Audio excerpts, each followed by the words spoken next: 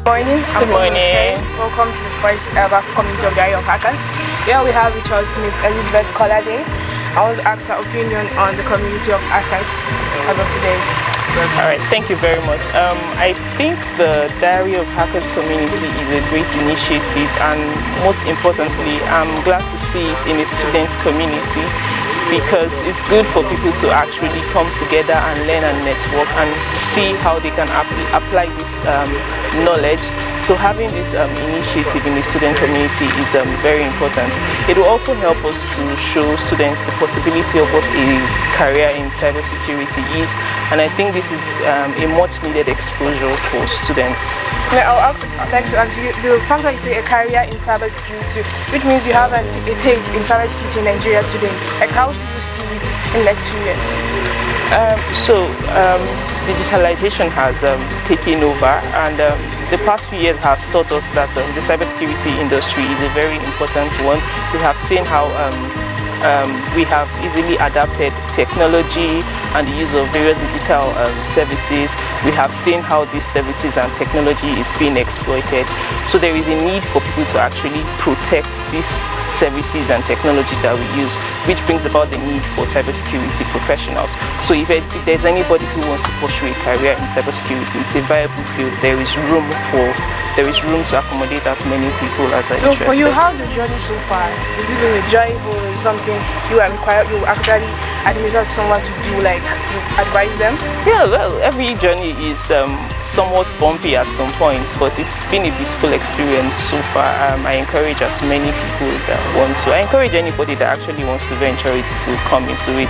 It takes a lot of hard work and dedication. I think growing up and learning in this field, while as a student we were told that jobs were going to be handed to us and all of that. Some of us went out with that ideology, but when you go into the market space, you realize that it's not exactly true. So you need to come on with your A game. You need to be hardworking, build your interest, and I think as long as you have that in check, you'll try. We're already wow the fact that you're here today as a speaker for us, one of the key speakers, and we're really, really happy to have you today. Thank you so much, Ms. Elizabeth Kolade. It's nice to have you here. Thank you very much for having me.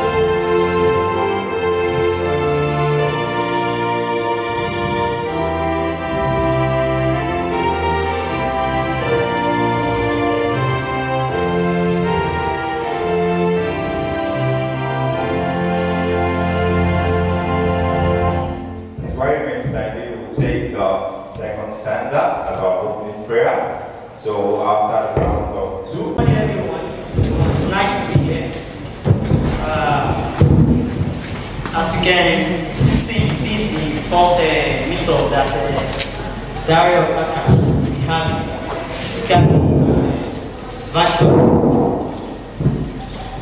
This morning, what we'll be doing is not just going to be talk, it's not just going to be networking, but after that, we'll be taking action. Moving ahead, we all know that there is no organization. It's not possible to have an organization without a head, right? At the Diary of Hackers, we are especially delighted to have one of our own, a very good friend of mine, in person of Joshua Moses, as the team lead of Diary of Hackers. He's going to come up now and give us Johnny Tospa. A round of applause for him. Okay, good morning everybody, and good morning, good afternoon, good evening for those that are joining us live. My name is Joshua Moses, and I'm super highly delighted to have every one of us join us here today. Yes, I am. Actually, we're the next generation of cybersecurity professionals, and what if we don't take that mantle now? The future is actually now, so we can't relent. The current professionals are already going, so let's take their shoes. And that is why we have navigating to cybersecurity, to learn from the experience of these experts so that we have a path to follow. You understand? We don't have to start the way we started. Let's follow and then let's continue from where they stop. Here we have Mr. Joshua Moses, one of our students, final year student by the way, who started the whole Diary of Hacker, community of Diary of Hackers in this place for us to make something this big right here for us to get connection we need to go places. So please, what gave you that thing that made you start Diary of Hackers? Alright, so as a newbie in the industry, I've actually suffered in the sense of getting community to belong to, even though I wanted to feel among, to have a professional I can approach to get guidance and mentorship. So it was a really tough one. And then I was like, since the platform is not available, why not start something like that, okay? So then, during pandemic, I've had that since I was in 200 level. But during pandemic, it became like nothing now. Nobody was doing anything. I was like, this is a very perfect time to do it. And 1st of May, I remember I designed the website around 27th of April or so, and by 1st of May, everything was live. And then I said, okay, come and join the Diary of Hackers, and that was why it started, and that's how it started, and here we are. The things we do in Diary of Hackers are, number one, we learn from experts. If you go to our YouTube channel, Diary of Hackers, on YouTube, check it out, you will see the numerous amount of experts we have interviewed, giving us their experiences and insights that they have for us. Also, we have learn with peers. One of the best ways to learn in this field is to learn with others. You understand? To have accountability partners and all. So Diary of Hackers is a platform where you have like minds. Yes, so you learn together. If you have challenge, you have a certification you want to take, courses and all of that, training. So we come, we learn together. The other thing is we have CTF challenges and then we have discussions and all of that. So this platform or this community will not make you feel as if you are alone, but then you have like minds, and then experts are ready to mentor you. We have a lot of experts, and some of which are here today, and some will be speaking to us directly online. So I'm very glad to have you here once again. All over the world, because once you guys to have the first-hand experience, first-hand special touch on these industry experts that are being vast in this field of cybersecurity. Because when they talk to you about this, they are talking from a point where they have experienced different threat landscape, different obstacles and challenges, selecting careers in cybersecurity, involving in their roles as cybersecurity experts. So when we say special appearances, please, I want you guys to take good note and attention. Hello guys, and well done for being in the right place at this very moment.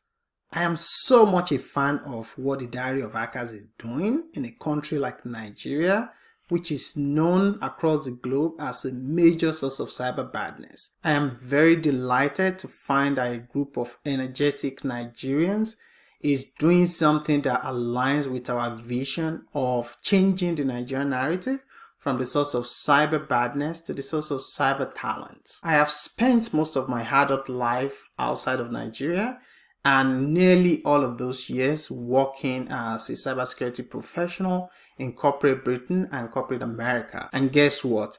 A lot of my former colleagues who are quite familiar with the Nigerian menace would often jokingly give me a hard time, asking me to call my brothers to order whenever they saw any malicious traffic or malicious email originating out of Nigeria.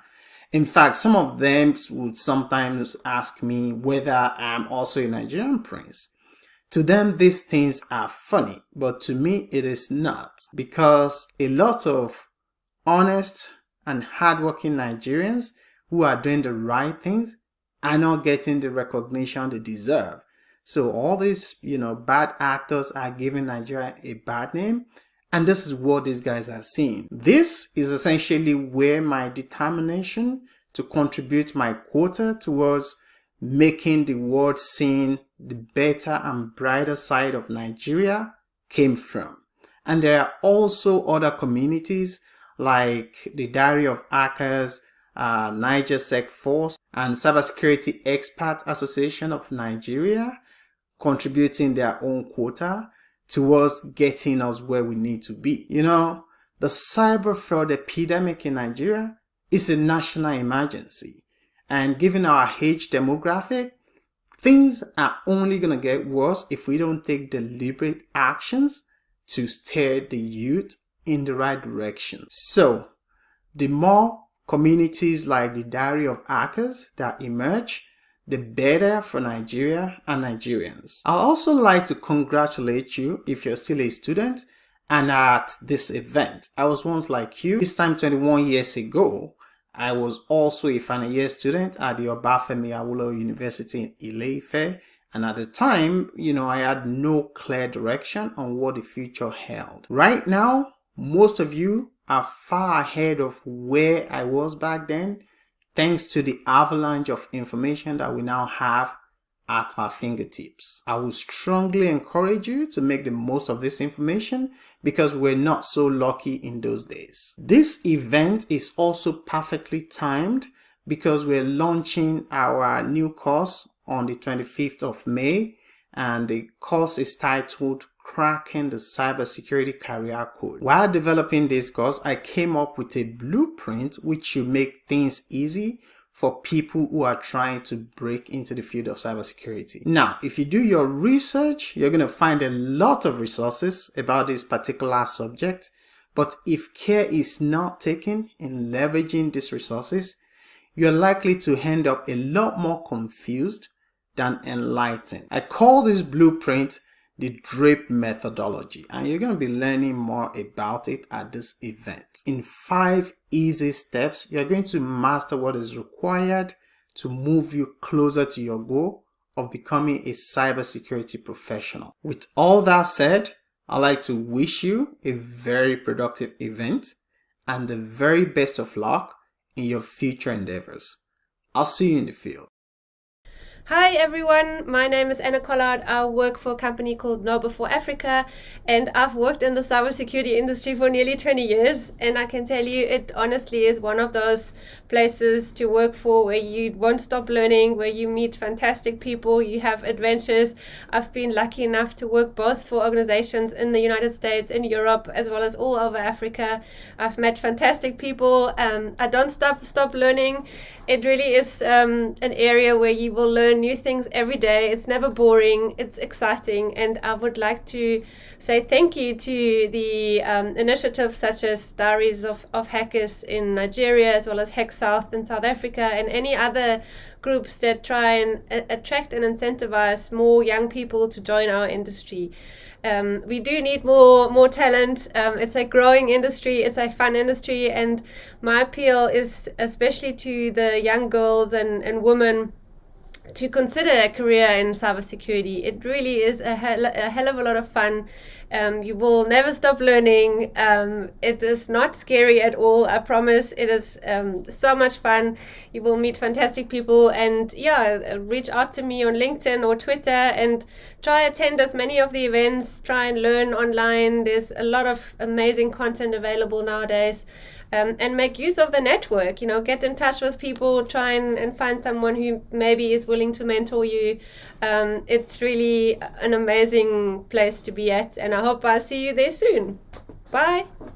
Good morning, everyone. My name is Confidence Staveley, and I am so excited to be part of this event. And I welcome everyone who is attending this event, either as a speaker or as an attendee, for making it to this event. And I want to congratulate everyone who has taken the very bold step to begin a journey into building a career in information security. I want to say that you've done amazing for yourself by making this very huge decision. And I just want to encourage you and say, you know what, you are on a very interesting ride. If there's anything around information security that I know, is the fact that it's one of the most interesting fields in technology. You know, that because of the changes, so if you like the thrills of the bands, and the twist of, you know, new things coming up, information security is for you. It is so interesting and thrilling. It's like riding a roller coaster, and for me, that has kept me not bored of the field. So yeah, you're going to be having a very nice time. It's actually not also going to be void of challenges. Just like anywhere else where the rewards are big, you would also have challenges here. And I want to tell you that those challenges, you're built to overcome them. But what you do in the next couple of months to determine how successful, the measure of your success, let me put it that way, in this journey. And I want to say, first things first, please get the foundation right. The foundation, information security is very much like a house. If you get the foundation right, you can begin to build up on pillars and pillars of other things. So get this from the skills acquisition to the knowledge, get the foundation right, and ensure that you're getting the right knowledge that will build you from ground up, not trying to build from up to the ground. No, start with the foundations and ace the foundations, from even your certifications to just about every other skill you get. If there's anything to come in wishy-washy, it's in InfoSec. So ensure that you get the foundations right. And then I would also say that you strike the right balance between depth and breadth. It's very tricky, especially if you're looking to practice in Nigeria. It's very important that you strike that right balance between gaining great depth and gaining good breadth, especially at the start of your career. When you advance, you know, become mid-level, senior level, it'll be easier to just, you know, concentrate on maybe just your depth. But at this moment in time, especially in Nigeria, the two factors are very important, but you need to also pace yourself. You can suffer information overload if you try to do everything at the same time. So pace yourself, set practical goals, set smart goals, and, you know, begin to gain those skills that give you the breadth and the depth that you require to you know, be successful in InfoSec. I also want to say that while you work hard at your hard skills, remember that your soft skills are equally as important, especially if you need to stand out. You need to be intentional about honing your soft skills. How good are you at working in a team? How good are you at communicating? If you want to be whatever, you know, just about every other area of specialization in InfoSec requires you to, you know, to be able to communicate, you know, what your findings are, what you've been able to do, or the work you're doing in reports, for example. How is your writing like, you know? So it's important that you really, really hone your soft skills. In fact, your soft skills will stand you apart. And sometimes the reason why some people earn more than others. So it's very important that you really hone your soft skills as you hone your hard skills. So don't get carried away in just your hard skills. Your ability to break code, your ability to write fresh code, your ability to find out and to analyze, you know, an incident and be able to, you know, determine what exactly happened. You know, it's all those beautiful things and more if you're able to hone your soft skills as well. I also want to remind you that ethical hacking, aka pen testing, is not the only field of specialization or area of specialization in information security. I encourage you that while there's so much buzz around it and everything, please remember that there are many other areas of specialization that you can even make more headway than, you know, pen testing and ethical hacking. Like you know that you can actually do great and do very well. There are many other fields, and I encourage you to open up your mind. And also begin to actively explore other areas until you find what rocks your boat, what really matches your personality, and then you begin to build more skills around it. Again, on building more skills, begin to look at when you find that area that rocks your boat, begin to look at job openings that are around that area of specialization, and begin to see the skills that are required, and then get intention about building them while you're in uni. The chances that you will come out and have a whole lot of boxes to tick would also strengthen your ability to negotiate your salary. So it's important that you begin to look at those job openings. What are they currently required? I don't mean the ridiculous requirements like asking for CISSP, for an entry level role, but practically look at what employers are asking for and slowly build them up. From certifications to vendor specific examinations and certifications, begin to work towards earning them. And then if you're able to do that while you're in school, the chances that you'll come out better prepared than most people. I also want to say that there's really one place where networking pays a whole lot, and that's InfoSec.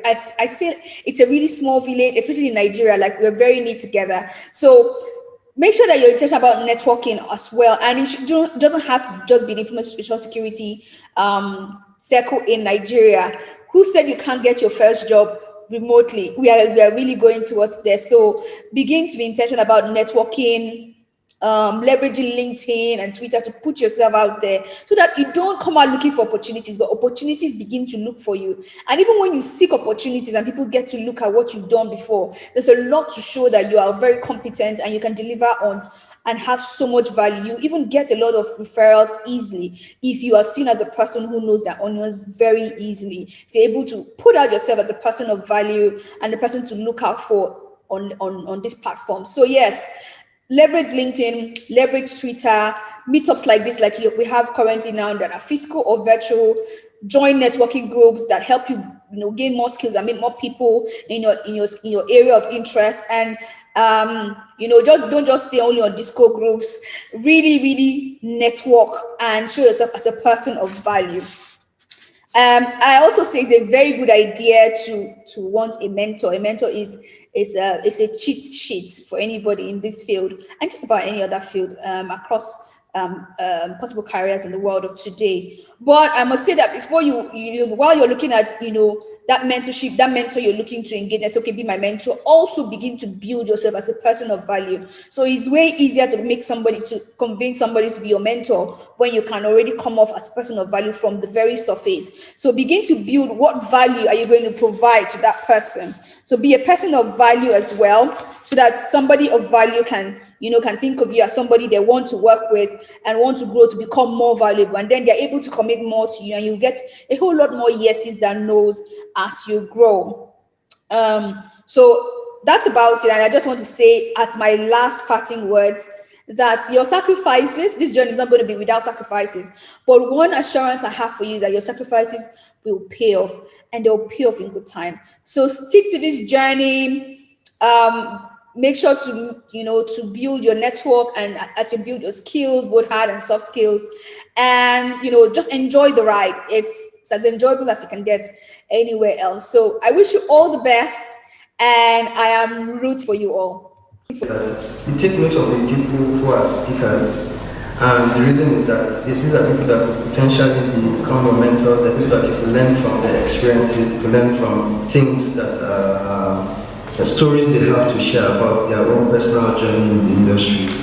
And so one way to do that is to connect with them on social media, connect with them on LinkedIn, connect with them on Twitter and other platforms. In this industry, you need to do a lot of research. So one thing is to understand the industry, not just the global industry, but the industry in Nigeria, understand the roles that are available, understand the necessary tools and skills you need to acquire and learn respectively, so that you can fit yourself properly in the industry. That this is an opportunity for everyone to network.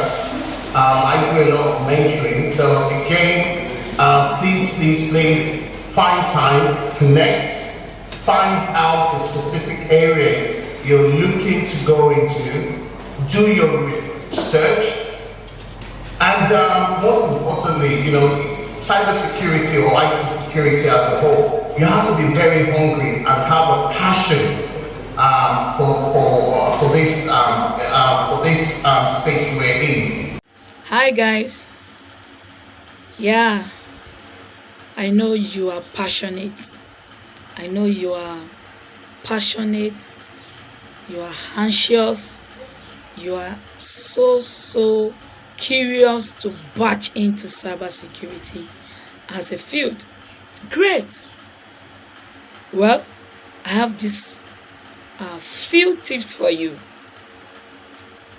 Any one of you here ready for excellence in cybersecurity? Any one of you here, you want to be a voice in the cyberspace, nationally and internationally? Well, these tips will work for you. 1, pursue academic excellence. It's going to help you. You have to leverage on your academic excellence. 2, networking. Network a great deal. There are so many networking sites you can use to shoot your shot. 3, don't be afraid to start. Just start anyhow. Don't be afraid to start. 4, volunteer. There are so many voluntary jobs out there, and you can, even with foreign companies, you can volunteer. And 5, belong to a family. A family, yes. A family of learners. Community of learners. A family of learners. People that are ready to learn, unlearn, and relearn. Okay? These 5 tips will help you to become a sought after professional. It has been helping me, and it's going to help you too. Have a blast in your journey to cybersecurity. Stop, think, connect. Stop for a moment. Yes, that's good. Within that time, you take a moment to actually reflect. What am I doing? Why am I here? And where am I going to? Think, evaluate what's around me. What's the problem? How can I solve it? Get your acts together. Connect. You cannot do it alone. You need everyone. Your friends, colleagues, network, such as this. World Economic Forum says your top skills for 2020 is about how you're able to solve problems, think critically, be creative, be original. How do you use technology to solve problems? And even how to design technology and programming. Think about it. At every point in time, you are delivering value. In Session, it's our mantra to stop, think, and connect. So whether it is in applying your cybersecurity skills or building a lifelong skill, at the end of the day, it's going to form a part of your identity. Build a positive identity. Build a positive profile. Help businesses deliver value by the skills you have. Whether you're doing pen test job or in an active service or a retired cybersecurity gun, it doesn't matter. Value comes first. As you network with friends, talk about issues, it's gonna be fun. But at the end of the day, have something you can take back that will add value to you. Welcome to another day in the life of the Diary of the Hacker. I think I was reading some things Simbiat said on LinkedIn this morning. I think we're not there yet, we're all trying to learn, we're all aspiring to become something bigger. A couple of the speakers have said this morning, it's a journey, and we all look forward to where it's going to take us to. I'm very excited to be here this morning. It's like a homecoming for me, because this is the city where it started for me. I was a student here at Evit, just like most of us in the hall here. And I'm very delighted to see my lecturers this morning. Thank you very much. Thank you for showing up here today. This shows it shows great endorsement for what's happening here this morning.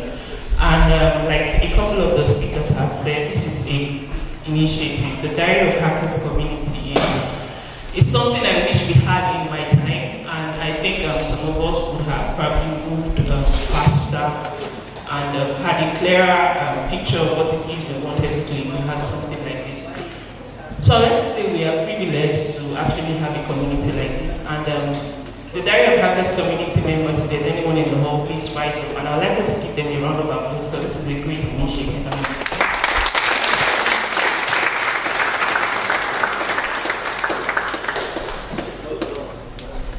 Okay, so this morning I have been asked to, give me a second.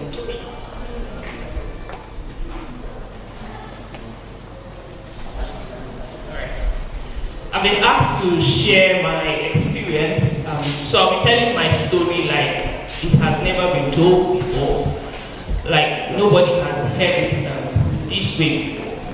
Breaking into cybersecurity, my experience. My name is Elizabeth Kolade. I finished with the first degree from the Federal University of Technology, Minna here, and just like every one of us here, Minna bears greatness. This city bears greatness. I know there's a conception about Minna, but this city bears greatness. And a couple of cybersecurity professionals in the world right now, a couple of people emerged from the Federal University of Technology, Minna.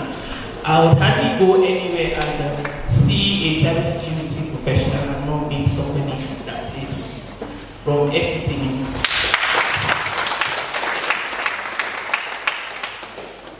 So I'll be sharing my experience with us this morning. Alright, so like I said, my name is Elizabeth Kolade, known as Cybersecurity. I hope along the line I'll tell us how this name came about. I'm an all-round tech enthusiast. From a very young age, I was very interested in all things technology. And I'll tell us a little about this story as I go ahead. I currently work as an incident responder, and I lead the SAT team, the Computer Emergency Response Team at my organization. So that's what my 9 to 5 looks like. Aside that, I have a couple of interests that spans beyond cybersecurity. I'm very interested in cyber diplomacy and governance. That's an area I had no idea about until a couple of years back. And so far, it's been an interesting journey, and I hope some of us are exposed to this and we can enjoy. I'm a digital safety advocate because I believe cybersecurity begins with the human behind the computer. As much as we have so many security measures in place, the user of these services and devices also have a great responsibility. And so I'm an advocate for digital safety and awareness.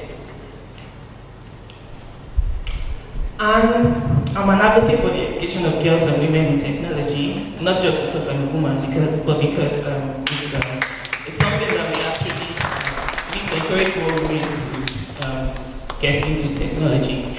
If we look around the room, we see we have more men than women here, right? So this is some of the things that I'm passionate about, educating more women and girls to get into technology, and specifically cybersecurity. And finally,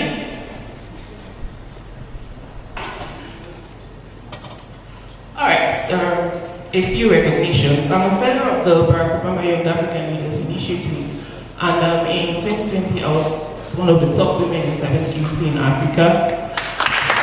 Thank you very much. For those of us who cannot see me very well, this is what I look like. So if you come across me in person, if you see me on the road, please feel free to say hello and tell me you're from Minna or somewhere, and I'll be glad to interact with you. So moving ahead, I'll just share my story with us. Moving ahead, next slide please. Alright, so I've been asked to share my experience with you. I like to refer to myself as an aspiring elect engineer turned cybersecurity professional. And I'll explain. All along, the perfect picture of the career that I had was to become an electrical engineer, because I grew up with a father who was an electrical engineer, and I always aspired to become that. So that was the perfect picture I had. And I was applying for that. I think I didn't get into the university in the first year. Second year, the Nigerian story happened. I applied for electrical engineering, but I was given cybersecurity. And I'm not sure that's the story for a couple of us here, because I know cybersecurity is now hot cake. People are just going to get into the department. But back then, I was given cybersecurity. It was one of those courses that was just given to people and you had to deal with it. I struggled with that. I had no idea. I think it was the first time I was hearing about cybersecurity. I had no idea. I mean, I always wanted to be called Elizabeth, Engineer Elizabeth. Like, that was the perfect career picture that I had. But I was given cybersecurity, and it took a couple of people to actually encourage me. Took some research to finally understand what cybersecurity was.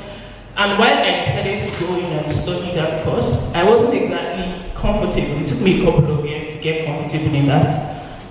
So I became an undergraduate student of the Federal University of Technology, Minna. And it took me, I think it was in my 4th year, I had my 1st, 2nd, 3rd year. And like I said, I see some of my lecturers here. I'd like to thank Mr. Baba Meshack. I think his course was one of the courses I enjoyed very well.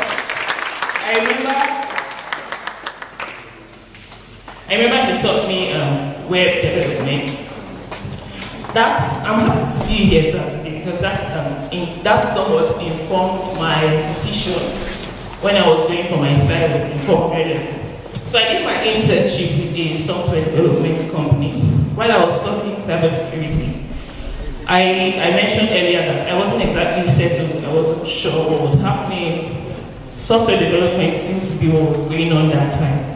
So I did my internship with a software development company. That's where I did a couple of software development projects. Moving ahead.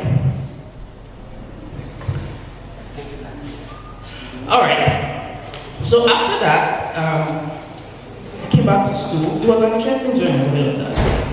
And I figured, okay, I'll probably go down this software development line, even by cybersecurity, right? So after that, I came back to school in my final year. All of this happened while I was in school, right? And I heard about CISHA, the Cybersecurity Experts Association of Nigeria. I think it was introduced to us then by Dr. Idris, the current HOD. And I joined CISHA as a student member. It was just something to jump on at that time, right? I think registration was 2.5 at that time, and I just jumped on it. I was curious to an extent. So I joined CISHA, and then we had a local chapter here in Minna. I think I was the PRO at some point. I'm not sure. I never held any post here. And we were attending meetings, and it became a little bit more exciting when you meet people, and this person says, oh, I'm working here, and all of that. It became a little bit more exciting, and I was like, okay. This is good.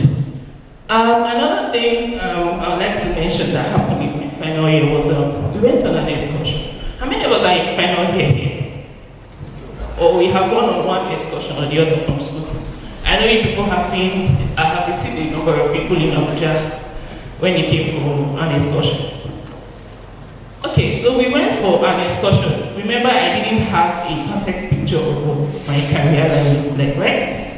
So, the person handing my slides too fast. So, we visited a couple of places. I think we visited Nida, we visited CS2. It was just there. It was an exciting experience. I mean, we went to Abuja for Minna. Everybody wanted to live in at that point in time, right? So it was an exciting experience. I just had that in my memory bank. So when it was time for me to undergo NYSC, I observed my NYSC in Abuja. And since I was already exposed to the Cybersecurity Experts Association of Nigeria, I decided to intern with CISHA, right? The Cybersecurity Experts Association of Nigeria. I wasn't sure what that was about, right? I was more of an admin staff while at CISHA, but it did something to me. He exposed me to a number of people. He exposed me to industry experts. I worked with quite a number of people. I did some pro bono projects. People are still going in Abuja now from that experience. Right?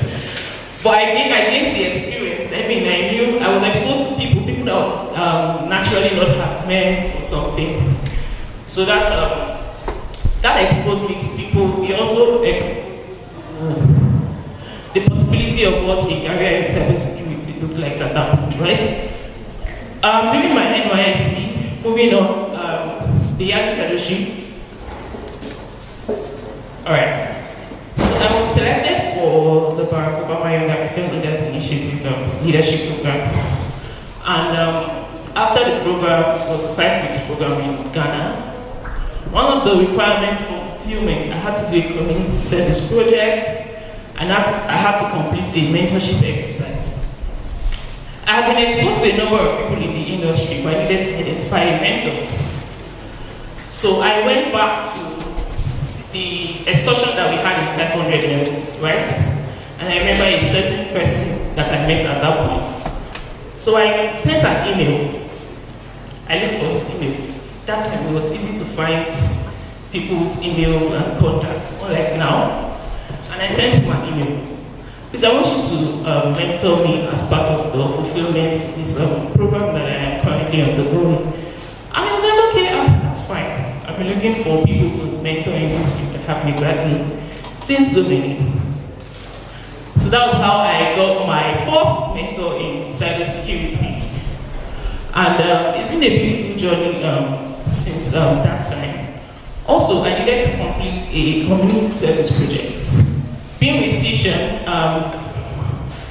think that was when we launched the cybersecurity awareness campaign, where we went to schools, educated organizations. Remember I said that I'm a digital safety advocate, the awareness of users, promoting responsible digital citizenship and all that. Moving on. All right, so I completed my NYC program. That was when my mentorship and all of that happened. And I needed to get a job.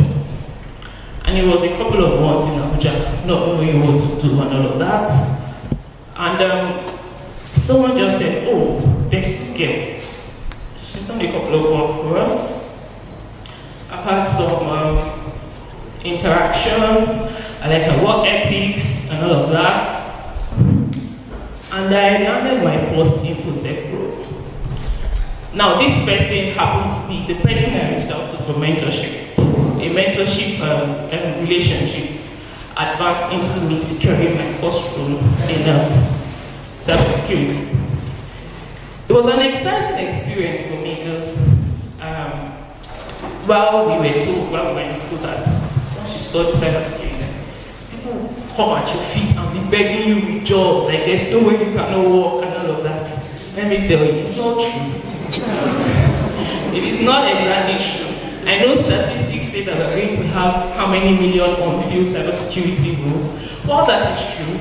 But then I was excited because I didn't exactly have to apply for jobs, go in for interviews. I didn't exactly have that experience, right?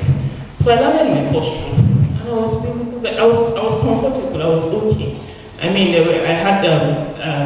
I was still in contact with a couple of people who didn't exactly. We're still trying to identify what they wanted to do. And saying that I studied cybersecurity and I called it cybersecurity related job, it was really exciting for me, right? Then moving on, there was a certain hacking competition at that point in time. I think it was in 2017. Yeah. It took a lot of back and forth for me to finally decide to register for that hacking competition. So I registered for it. I mean, it was just an opportunity to catch cruise just for a while away time, fresh copper in Abuja. I didn't have a job at that point in time, so I just went, did it. Apparently, it was a recruitment exercise. I didn't know, I had no idea, and we just did it. I think I was the only girl in that competition, and I think I came 11th. And when I got in, I was like, man, these people are bad. These people know way more than me. I shouldn't be here and all of that. I can't do anything and all of that. But the exciting thing about cybersecurity, one of the speakers had mentioned, the internet is dead. Use the internet. So the night before that exercise, I did a lot of Googling how to do this. I mean, I had studied cybersecurity for 5 years, but hadn't successfully hacked as much as a Windows device at that point in my life. So it was the night before I did a lot of Googling, and when I was able to do it, I didn't sleep. I was like, I found rest and I slept and I was okay. And then we got into the hall. It wasn't exactly what I rehearsed for, right? But then I had a little more confidence, but I had done some research and all of that. And anyways, it happened that way. Came, I think I was number 11 and all of that. Moving on, a couple of months back. That was how I got my second role in the industry. I mean, it was just it was an opportunity that was just there on the internet. It was just a curious, out of curiosity, I registered for it. And I got my second role in the industry. Moving on. Okay. So this is I have just picked a couple of things in my journey, right, to share with us, and I hope we learn from it.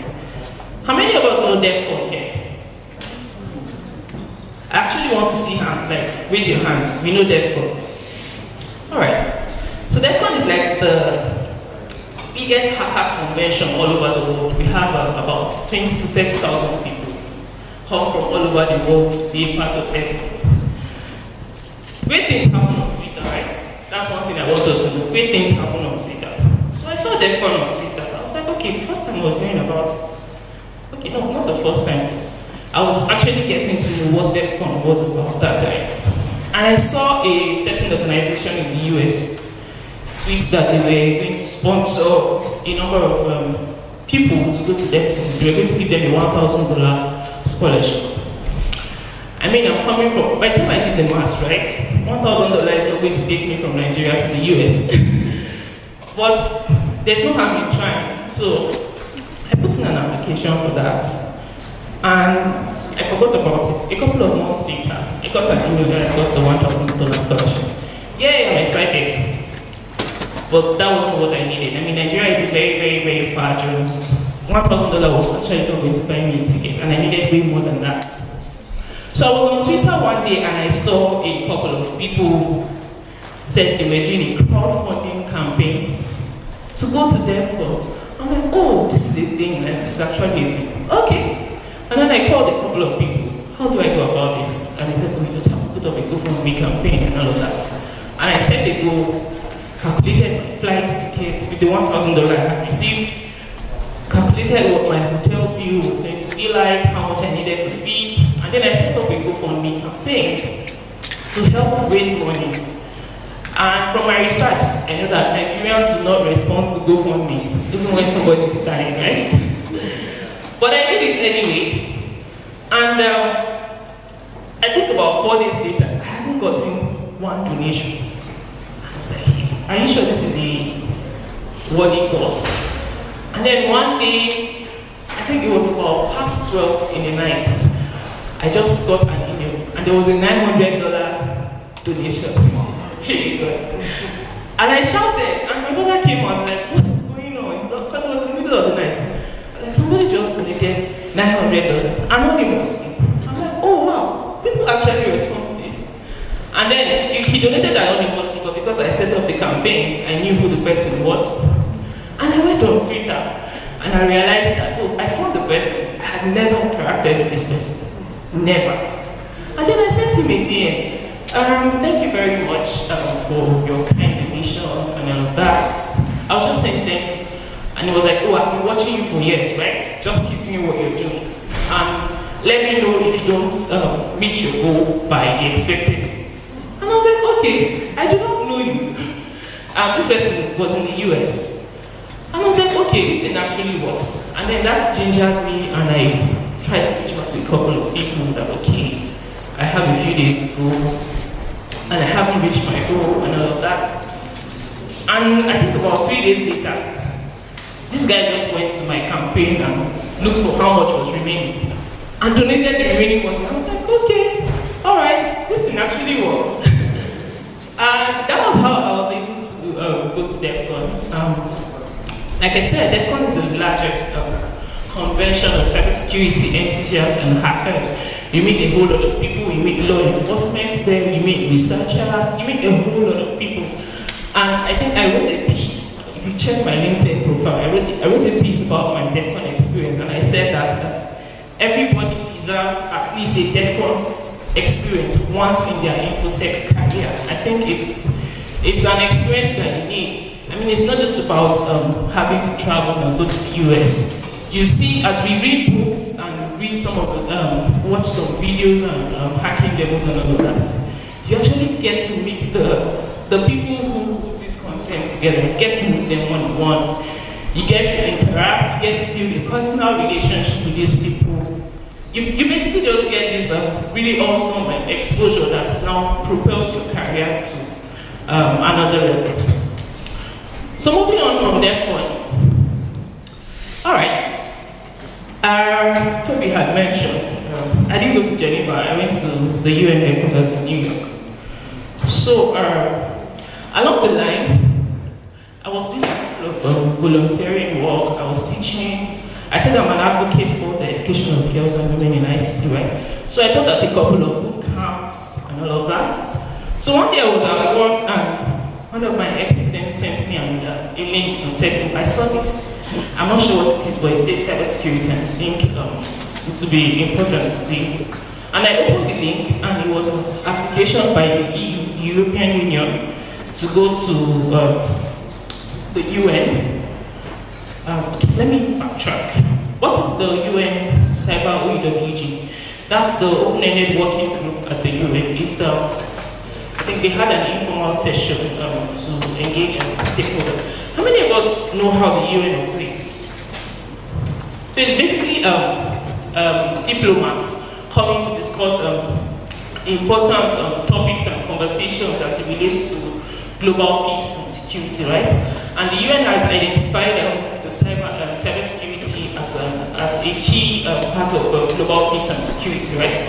So there was a working group, the open-ended working group set up, and one of the great things about the open-ended working group was they thought to involve stakeholders, people who are actually in the field, to actually come and talk about and share some of their experiences on what it is like working in the cybersecurity. I mean, cybersecurity, English is different from actually doing the job, right? So these people thought, oh, we don't have enough knowledge, so we should have stakeholders come on board and educate us on some of these things. So we had the OEWG informal intersection where we had stakeholders come together. Anyways, long story short, the deadline had elapsed, right? But I sent an email to the EU that day and I was like, oh, I just saw this, I saw it late, but I'm interested in this, right? How do I go about it? And we said, okay, just put in your application, tell us what you have been doing, tell us your experience and all of that. And I put in an application. And I think it wasn't up to 24 or 48 hours. I got the feedback that, oh, I think we want you to come on board, right? And that was how I got my funding to go to the OEWG. And I was asked to, after that, I received an email that asked me to make a presentation at the UN. And I was like, and they were like, oh, you're going to be the first presenter. Present on cybersecurity. I wanted to die. I was like, what is this? Like, I was just trying my hands, right? And anyways, that happened, made the presentation. It was a little episode at the beginning, right? But it happened, made the presentation, did all of that. And I went board with the UN idea. That's another engagement. Moving on, but it's very similar. All right, before the NCPS, in 2020, there was the Cyber in Africa. It's a community, right? And they decided we wanted to celebrate African women in cybersecurity. We want to highlight some of the things that they are doing. And prior to that, they released a publication. They released a book, right? Where's the book? Yeah.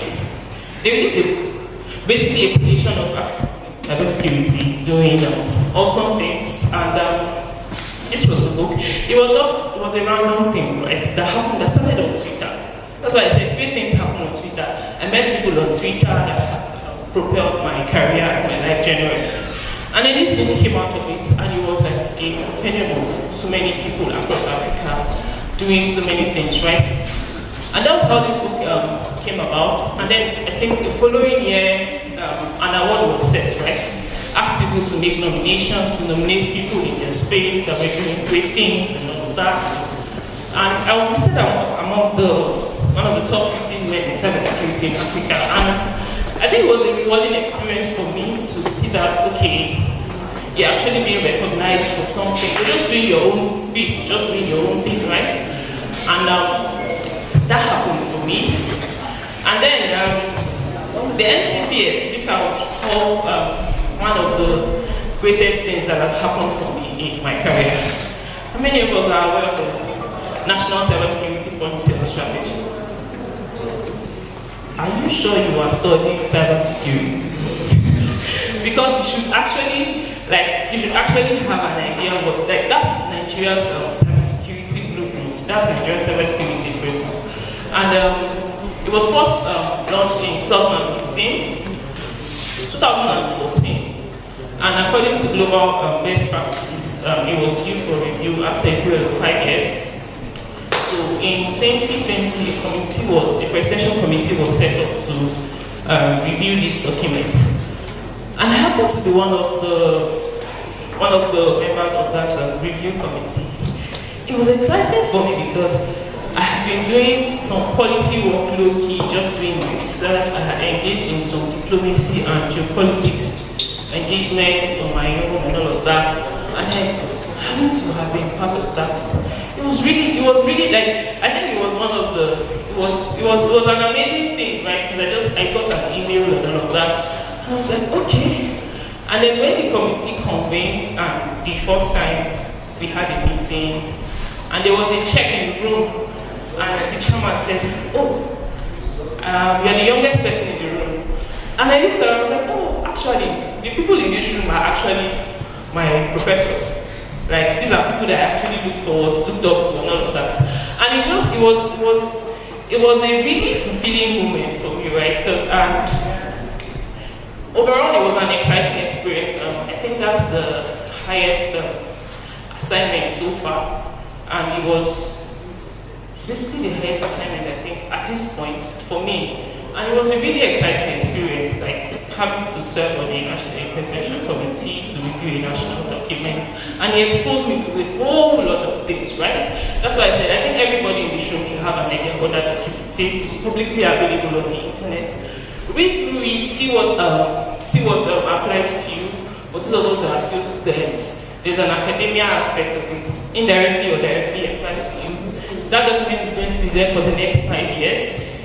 If you intend to graduate and move into the cybersecurity space, you should have an idea and see how you can pick an initiative and try to implement at your own level, right? So moving on, it's been a bumpy journey, right? I would just like to highlight some key takeaways. First, there's a place of developing yourself, right? You have to do some groundwork. You have to build yourself. You never know when an opportunity is going to come up. You have to do this hard work and see. And one of the speakers mentioned that you need to be hungry, and that's very important. I mentioned that we were told that jobs will be laid at our feet, but it is not true, right? You need to be hungry. You actually need to build your interest, develop yourself. If you have actually identified what you're doing in the cybersecurity field, you will know that if you do not have self-motivation, right, you can't exactly go far. And that is why I am happy that the Diary of Hackers community is here. Because even if your self-motivation is not high, you have, I think the learn with peers is one of the great things that happens in the Diary of Hackers community. You can learn with people.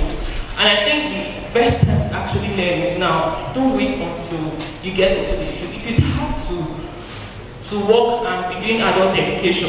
Let me just tell you now. If you want to do some particular certifications or something, I think now, I never really looked forward to certification until when I got into the field and I realized that, okay, this thing is actually important and all of that, right? So if you have the opportunity now, Diary of Hackers have gotten sponsorship for some of its community members. I think you should take advantage of that. Develop yourself, build yourself, get hands-on skill. The second speaker will be talking about hands-on skill, right? Develop yourself, do the work, do your homework and all of that. Next, I think it's next. Okay, mentorship. The place of mentorship is very important. And like Samaila said, identify people who are speaking today and see who you can reach out to who aligns with your area of interest. Because there's so many different areas in cybersecurity, right? See who aligns with your area of interest, reach out for mentorship. Not everybody mentions mentorship. But in wanting to be mentored, you have to be a worthy mentee, right? It's like while somebody is giving of themselves to actually pour into you, we're adults, right? Nobody is going to keep chasing after you. You have to actually do the work. If your mentor says, do this, you have to do this. You also have to identify a way you can give value to your mentor, right? Don't just come every time and say, oh, good morning, sir. And then you expect the person to pour everything on you and all of that. You have to give value to your mentor. You have to show that you're worthy of being mentored. Next, networking. Okay, building relationships. So, beyond basically meeting people, you have to build relationships. Build relationships with people, build interpersonal relationships. Basically, relate with people. I'll give an example. I think the first time I met the convener of the Diary of Hackers community was at a conference. He came for a conference, right? And he was like, oh, I'm looking forward to do my IT and all of that. It was just a casual conversation. And a couple of months down the line, right, he interned with me in Abuja. And beyond that, we've had one or two interpersonal relationships that makes it easy to say, oh, I want you to come and speak at this event, right? And I didn't think about it. Like, it was just so easy. And it was based on personal relationship, not based on any other thing, right? And one thing I have identified, people, I think our generation, we're so quick to, let me just do what I want to do and get out of this place. We're so quick to burn bridges.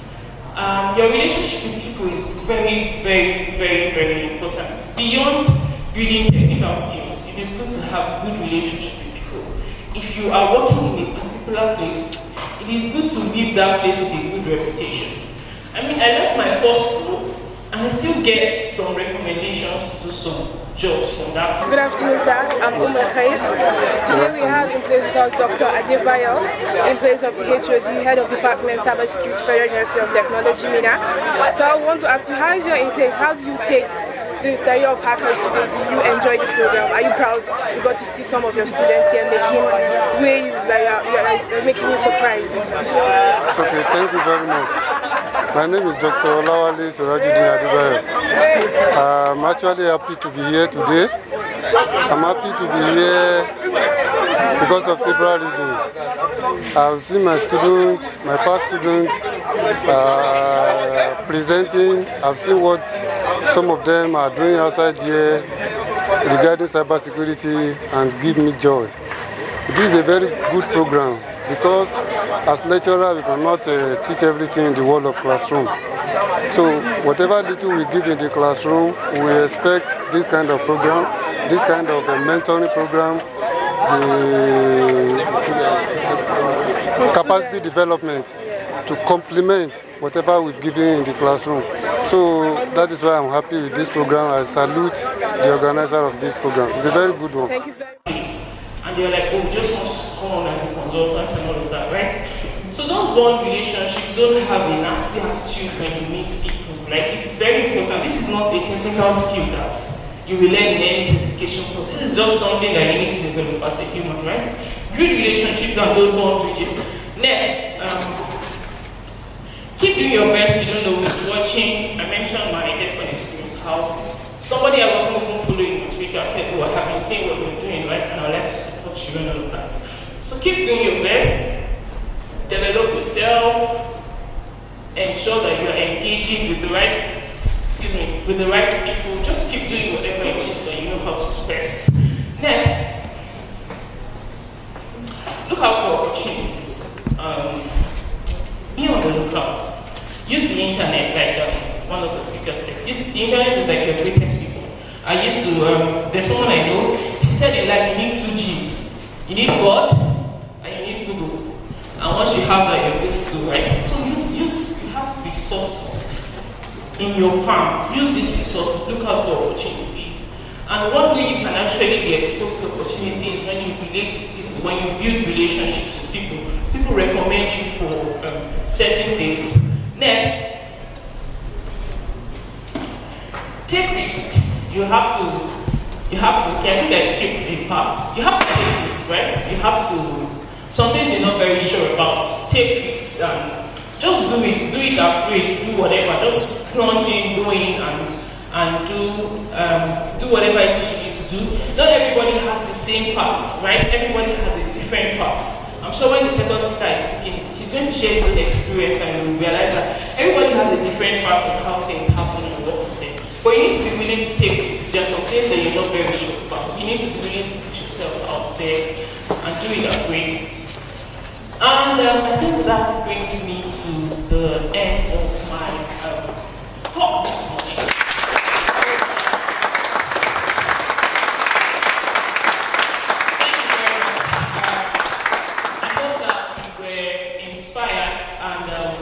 I hope that we were really, really inspired, and we are all on a journey, right? Nobody is a professional, nobody is an expert yet. We are all on a journey, we're heading somewhere, and I look forward to seeing a whole lot of people in this room at the top. Thank you very much. Now let's give this to somebody, if I can just find, awesome, thank you. Yeah, someone just rose up her hand.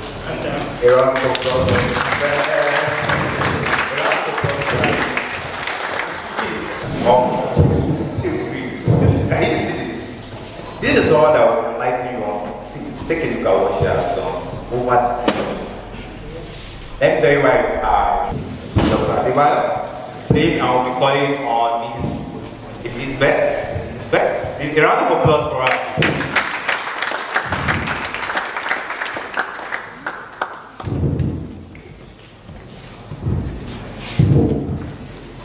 So, this is no way, should I say, the value of what she is to us, but this is just our little way of saying thank you for honoring our invitation and coming to give us your experience so far. Thank you very much. If Dr. Adebayo would like to say anything. We want to talk about legality, because I know the major speakers are going to talk about many things. So I'm going to skip some part of my slide and I'll just go straight to legality. Now, we are building a community. And many people are doing a lot of things. We want to, we have mentors, we want people to learn a lot of things, and we want to be able to recommend people. But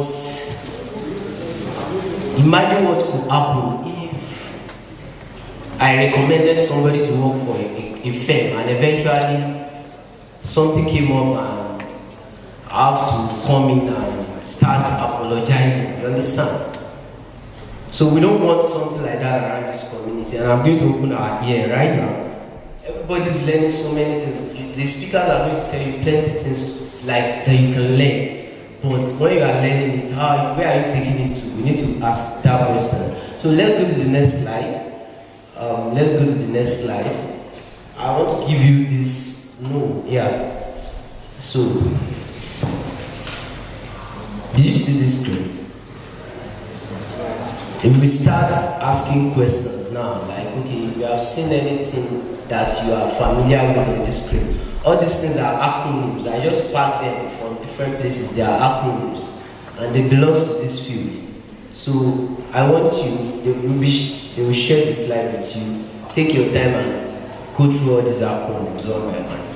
But I'm very sure many of these things you may not have come across them before, but take time to read them out of your class work, you understand? They are very important things you need to understand if you're looking forward to become a cyber professional. I don't know, you can see, like, we have many here. So I don't know if I ask from the audience, do you have anybody that understand the meaning of OSSMM? The meaning of AD? Or you understand it? You have the understanding. You have understanding of maybe you have Linux Foundation. So what we have here are what you need to kind of research into. I'm giving it to you. Like, you need to research into it, learn them, understand them. Then in the process, the next slide, when you are doing this, don't do it alone. You need to have a mentor, and when you are learning all these technical stuff. You want to practice it. Don't go and practice it on somebody's website. No. Set up your own lab. If you can't set up lab, there are plenty of platforms today that can help you with testing what you are learning.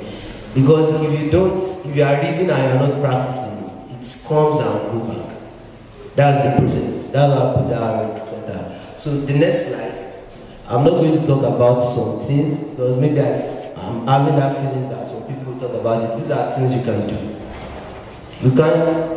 Everybody always think you want to hack, you want to test, no, there are plenty of things you can do. Elizabeth has mentioned all of that. So you can see, you can build, you can defend, you can test, you can maintain standards, you can manage a team and projects. These are things you can do in cybersecurity. It's not just hacking out. Some people have never seen Kali Linux since the day they left school. That was the last time they saw Kali Linux. They don't even have it installed on their system and they are doing wonderful.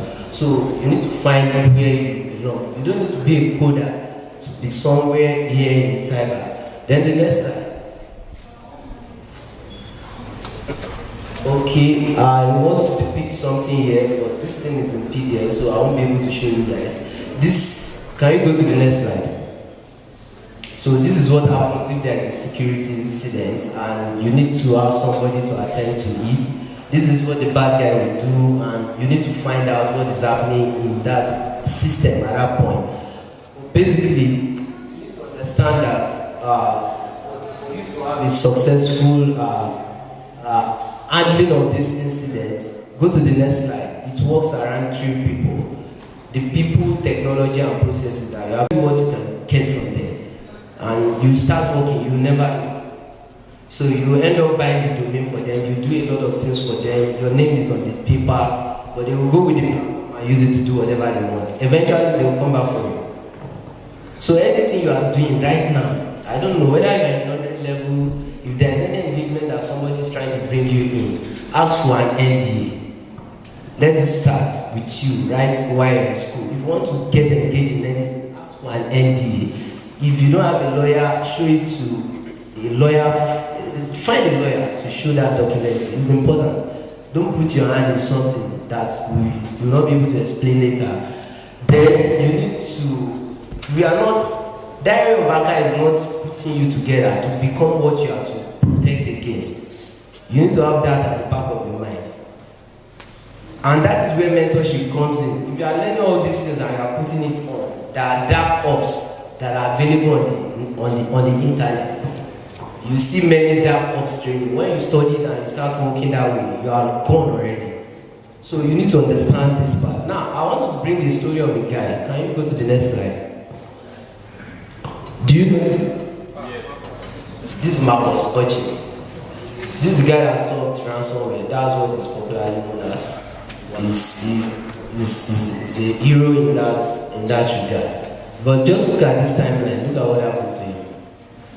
So when he was like 16 years old, he doesn't know that that's what he was doing.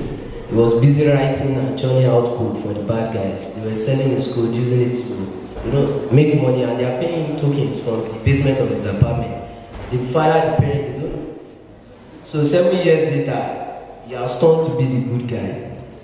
He has been working to stop, you can see, he stopped offshore of Myra.net. He came up to stop temporarily ransomware by coming up with a switch, the kill switch. But do you know, Elizabeth mentioned DEFCON, right? So immediately the guy became an hero. He was invited to DEFCON. He's a British security researcher. So on going to the United States, they allowed him to do all the events. He did everything. He went for the program. Then he was on his way back to the United Kingdom. That was when they got him. FBI arrested him. So the bottom of this story is that you can be a cybersecurity professional, researcher, expert without a criminal past. You need to have that at the back of your mind. Don't let anybody. You have the skills. You see some people, they don't. I know this guy knows how to write code. He's very good. He's a cyber guy. Let's bring him to our team. And I'm going to give you some sample of those things. So we need to understand that yes, this guy, this is what he has done in his past. He has wrote plenty malwares for the bad guys, and they've used it to cash out money. So we should not be lauding to doing what we should not. Then the next slide. talks about being these are stuff that are not ethical, and you have to just understand that. Some people, they just want to be in cybersecurity. They just like the fact that they said you can access that web. That's why they want to have the skill set and the tools. So these are the things you need to understand. Cryptocurrency, you need to understand that yes, there are plenty dark operations for cryptocurrencies today. Don't get introduced into one. In the name of, oh, we are building one platform like that. They will tell you they are building a crypto platform, but what is happening at the back end of that platform, you don't even understand. Okay, some people will tell you we are building a loan app that, you know, we are the cyber guy, come and help us to do all these things, and they are scammers.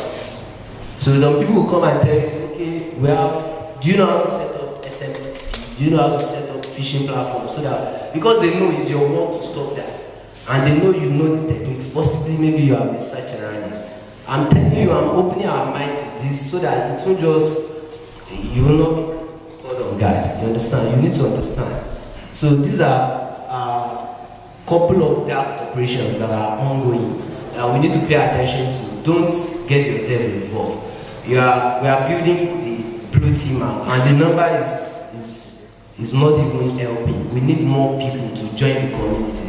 We need to grow the technicality, the skill set, and all of these things. So, and that is why I have to like put all of this together. I know many people will talk to you about the knowledge, but now we need to carefully tell you about what you need to do when you have those knowledge, because people are out there that are ready to take advantage of that same thing. It's the same thing. What I know is what the bad guy knows, but now it is on which side, on what side we are. So thank you very much, and that's the end of my presentation. You have questions. In school, you have a curriculum that you have to follow. Okay? Unfortunately, most of our curriculum are theoretical based. Those courses that are supposed to be practical based, you find out that the semester is short. You find out that the department do not have enough resources to be able to run the practical component, and at the end of the day, what you learn is simply theory. So how do you groom yourself to become somebody that is also good in practical? So you have to join clubs like this. While I was a student, what we used to have is NACOS and what we call Programmers Club. But now I don't think Programmers Club is in existence anymore in the school. So Programmers Club is just a club like this. We organize ourselves, we find time, and we learn from each other. So it's very good. You make sure you be among a couple of peers that you know there are good communities. Get mentors. Everybody that comes to the States would always say you get mentors. You learn a lot. 5 lucky winners, yeah? And I can't see things happening online. There's an hashtag in a cyber MeetUp. You're going to be collecting a list of people using that thread. And the highest, and among all the games, will be one of those people that won the CSC. So all the things you have learned, please share it to your friend. Tell them about being a cyber MeetUp. Alright? So you have an opportunity to win one of those certificates. It's a certified, secured computer user CH issued certificate. Very, very costly. But we'll give it to you, alright? Because we want to build a community of professionals. Please, a round of applause for DOH. We'll go to our games. You understand? Let us go here. Alright? So I'm going to be having 4 rows. This is one row where this young man with green shirt. Where this my guy with the black shirt. That's another row. And where this guy with the other shirt, that's the third row. And the rest of them, let me all like you get what I'm saying here. Alright, so we are going to learn because with network like this and with them with communities. Alright, so I have 1, 2, 3, 4. I have 4 rows. I have 4 columns and 5 rows. Alright, so a person from here will stand up and tell me. This is something that each row is going to have a row will be declared the winner. So please, I need you guys to put in your best, because the highest person or the one that has the highest points will have something special from DOH. Alright? So this is row 1, row 2, row 3, and row 4. So anyone from row 1, you pick the category and the level of difficulty. I have cryptography, I have network security, I have digital forensics, and I have miscellaneous. And the ranges of the difficulty from 100 to 500. So, row 1, you have the floor. Who's going first? Feel free, feel free. There's a prize to be won though, participation. Alright. Please, can you stand up? Tell us your name. Then you select the category and your level of difficulty. Good morning. Right? My name is Fatima Chata from Cybersecurity Science. Final year student. I choose. Wait, am I the one answering the question or the room? You're the one answering the questions. It's the next level of difficulty you can answer. Okay, network security 300. 300, network security 300. Please give me network security 300. Let's see. Network security 300, please.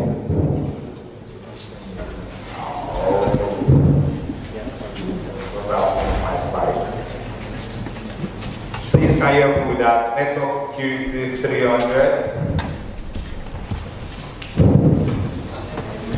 Alright, so this is very straightforward. Exercise. What does an exercise stand for? No, it's not your question. It asks until otherwise stated. No!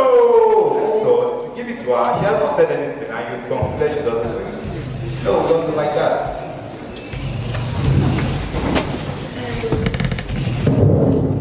Alright, if you don't know it, then you can call upon Service identification.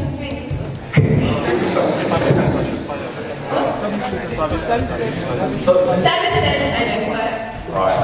Round of applause for her. Simply your network name, service identifiers for your Wi-Fi network name. Generally, that's what this society stands for. I didn't state the rule earlier. She took too much time. The next person you have 5 seconds to give us the answer. Alright? So for row 2, please, I need a volunteer. Row 2? Row 2? Alright, perfect. You have to check. Please select your category and the level of difficulty. Breakout lessons. I'll take this 400. Wow, good man, I like that.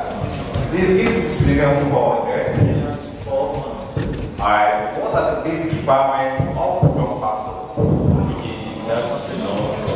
No, they are basic and they are 4. Length. No, you have to, okay. The length of the password. Each of all characters.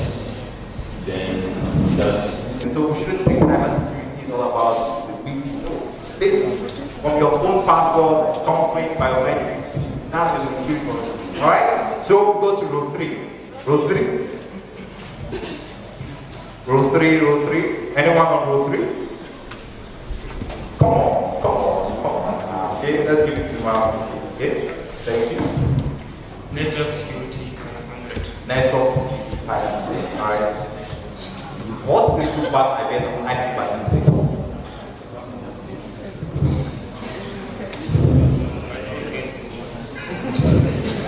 Alright. Now, let's give you a hint. Do you know IP version 4? Yes. For update, alright?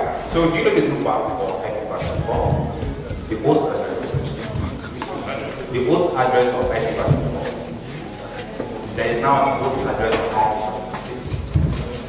It's like a local host. We're using things like SAM and the rest of it to configure local host on the system.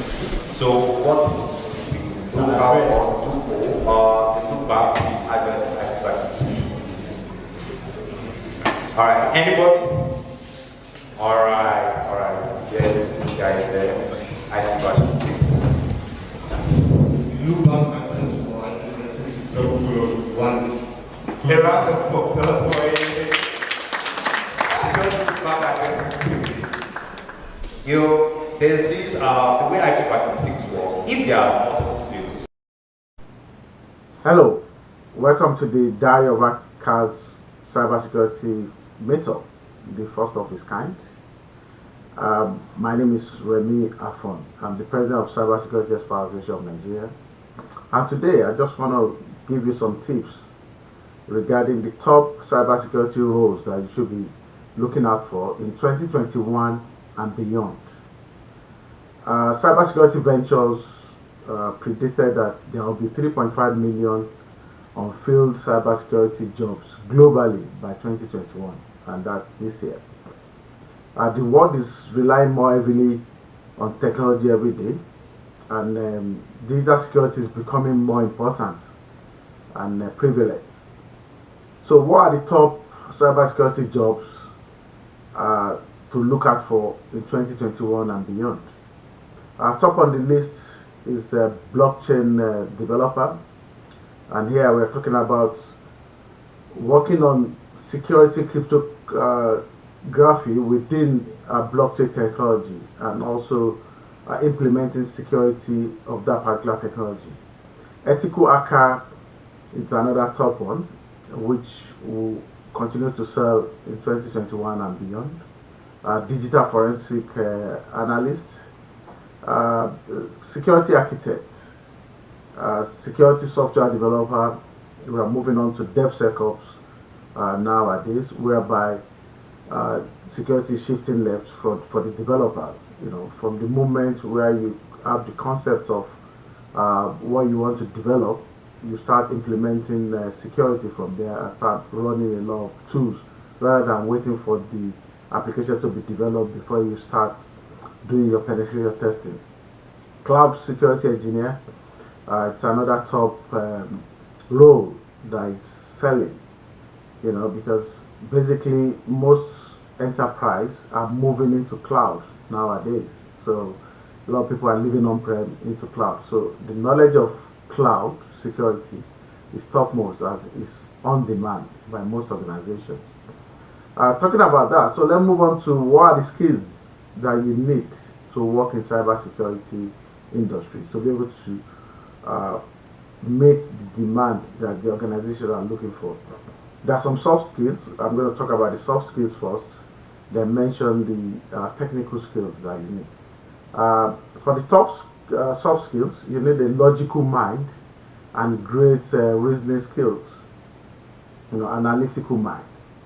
You have to understand cybersecurity world and also how hackers work. You know, if you don't know how hackers work, you won't be able to protect your organization. So you have to think ahead of hackers and think like hackers to be able to stop the hackers. Also, you need to have attention to details. You know, ability to have attention to details. Every little line, the small print matters in terms of cybersecurity. You need to have a very good IT skills, knowledge of network, hardware and software. You need to have incident handling skills, auditing skills, strong understanding of IT infrastructures and their vulnerabilities. Keep up to date with vulnerabilities has been published in several databases like the CVEs that have been published in National Vulnerability Database. Also, you need you know, computing forensic skills. You know, you need cloud knowledge. You know, I mentioned cloud earlier. So, what are the technical skills? You know, analytics. You know, intrusion detection, advanced malware analysis. Cloud computing comes in as well. You know, apart from having the soft skill of general knowledge of cloud, you need the technical knowledge of the cloud. You need firewall skills. You need to be able to operate SIEMs, to understand how SIEM work. You know, SIEM tools. You know, we call it security information and event management tools, identity management, application security development, and lastly, and the most important as well, which is not the least, is programming skills. You know, we're talking about Java, C++, Python. The reason is that the cybersecurity is now moving into automation. You start automating a lot of activities. For example, as time goes on, we are not going to, most of the SOC activities are going to be automated. In terms of the first response, the level 1 SOC activity. So you need to be able to automate a lot of security activities. Artificial intelligence is another key knowledge that is quite important for you to understand. How do you improve your skills? By all these information are online. They are freely available to be able to develop yourself. You can improve your skills by watching YouTube. There are so many YouTube channels, cybersecurity YouTube channels that you can subscribe to. You need to be listening to cybersecurity podcasts. Set up a virtual lab for yourself and subscribe for trainings. A lot of trainings now are free online that you can subscribe for, even by the provider. For example, like cloud provider like AWS, Azure. They've got some training that are free, although some are paid for, but the basic ones are free. Google Cloud has got some as well. So by the time you start this way, you'll be able to, put your step into cybersecurity field. I hope this has been very helpful for you, and I wish you a very successful cybersecurity meetup that you're having today. So good morning, everyone. Thank you for partaking in this cybersecurity meetup. My name is Obiora Awogu. I'm a cybersecurity manager with First Bank, and today I just want to encourage you guys and give you tips and on how to navigate your career in the cybersecurity space. Yeah. I'll be giving like about 7 key tips, and I hope it will be very helpful to someone out there. So for most of us that want to navigate this cybersecurity space as beginners, or you're transitioning into the cybersecurity world, either from IT or from any other industry, there are key things that you need to navigate this space. First of all, one, it's very key that you identify your passion and your interest. Yeah, I tell people, identify where your passion is. The fact that someone is very good at doing ethical hacking does not mean that's where your passion lies. There are several fields in the cybersecurity space, and once you're able to identify your passion and your interest, it's going to be a very wonderful and enjoyable journey for you. The second one is deciding where you want to be. These are similar to the first point I gave, and it's very good to decide whether you want to be on the business side of things or you want to be on the technical side of things. Anywhere you are, you could climb up the ladder. You could make a very great cybersecurity professional. The third one is networking with people with the same goal. So the fourth one is developing a passion and hunger for knowledge. In this space, nobody, and I mean nobody, knows it all. Nobody knows everything. You keep learning. You keep learning. As you keep learning, your mindset keep expanding, and it helps you because wherever anything about cybersecurity is being discussed, you have something to contribute. So the last point, very important point, is I would like to share with you guys is, you see, almost everything you need is on the web. There are a lot of skills I learned using YouTube.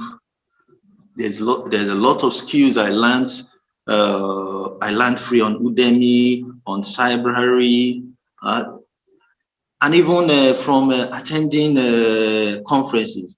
This will spur you on to navigate your way around the cybersecurity domain. And I'll also advise you, whatever you learn within these 3 hours, make sure you use it for the common good of all. a lot of people come to learn some of the skills so that they use it for malicious purpose. But I'd like to enjoin you, let us be a good representative of that, and I wish you very good learning experience. Thank you. Hello everyone, my name is Simbiat Sadiq. I'm an information security officer. It's a pleasure to give this special address on Diary of Hackers for Cybersecurity Meetup. I'd like to start by saying a very big well done to every single person who is a part of the Diary of Hackers community, who has made sure this meetup was actually possible. I mean, you all are doing something really amazing, creating an impact, bringing students together to learn. I'd like to say well done to every single person. That being said, I'd like to encourage everyone listening to me to ensure they are part of the community. I'm a product of community, so I'm like a very big advocate for communities. Thank you so much for what you all are doing. And I'm aware there are a lot of students listening to me, and I'd like to say you are all going to be doing so many things, like so many amazing stuff. Like I can't wait to see the amount of talent, right, that's going to be coming out of this community. And I like to say you can be what you want to be, right, in this space. Like it's a very big space, right, and I understand a lot of things actually going on, but I can assure you all you need to do is keep learning, keep trying to create an impact. I mean, this community is doing like a whole lot already. Network with the right people. Like I like to emphasize on networking because I know how much it has helped me. So network with like minds. I mean, Diary of Hackers is like a very, very big place to start. So that being said, you all should enjoy this meetup, network as much as you can, ask as many questions as you can, and I wish you all the very best. Hi, Hackers, cybersecurity workers and friends. I am Oluwatobi Afolabi, and I'm a cybersecurity engineer out of Lagos, Nigeria. I'm super passionate about the field, and like the organizers of the cybersecurity meetup, I am super excited to be here with you. I say a very big thank you to Joshua and his team for coming up with a wonderful idea, and also for birthing a community that has directly impacted like so many people in the industry, and also to help those who want to get into the industry like find a path into the field. I also admire your desire to be a part of something great, something unique, and for being part of the very few special people who would be a part of the cyber revolution in Nigeria. I congratulate you ahead. And I just have a couple of things to say about getting into the field, and also not stopping, like going from strength to strength. So basically, to get into the field, you need to first discover the field. You need to learn about what cybersecurity actually is, and try to understand the different domains that are available. And from understanding of the different domains that are available to you, you can identify where you fit in, basically by assessing your weaknesses and strength. What I'm just trying to say is, whatever path you'd like to take in the industry, just make sure you are working with your strengths, because that's what would help you to stand out. You understand? Because there are many other people like you, but what would help you to stand out is when you're very good at what you do. So I advise that you never stop learning, and keep the fire burning, because cyber threat actors and black hats do not take certifications. They do not have resumes or try to apply for jobs. They just have what it takes to bring an organization down. So what's stopping you from actually learning? Like, what the message I'm just trying to pass across is, keep building your skills, keep learning and acquiring knowledge. You understand? It's very, very important. So in order for you to stay relevant, you need to stay updated and keep your knowledge base updated. And then one other very important aspect you should consider is the aspect of making friends, networking, connecting with people. The fact that you're part of one community shouldn't limit you to that community. Also, you want to ensure that you have a well-written resume. and you also have like good interpersonal skills, because there are many people who are good in the industry, but their weakness in the aspect of interpersonal skills has hindered their growth in the industry. So basically, you want to be able to, interact with people, because even as a social engineer or as somebody on the red team, your interpersonal skills will come into play, because you would basically suck at social engineering if you don't know how to communicate with people, or if you don't have like top-notch interpersonal skills. Yeah. So basically, in a nutshell, cybersecurity is a field that requires a lot of work, so you need to put in the work. Cybersecurity is a field that requires continuous learning, so you never stop. Be a lifelong learner. Keep desiring to learn more.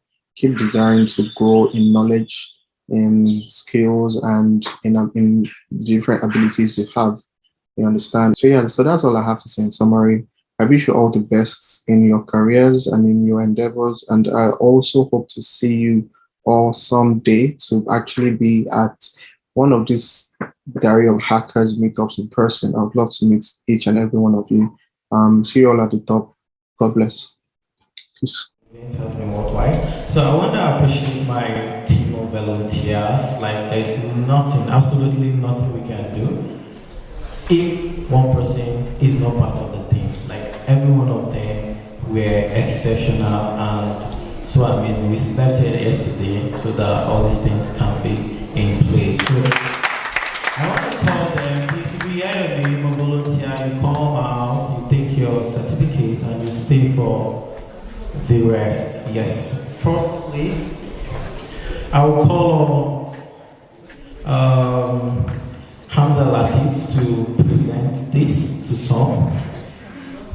Thank you so much, sir. The first person here is Avong. Avong.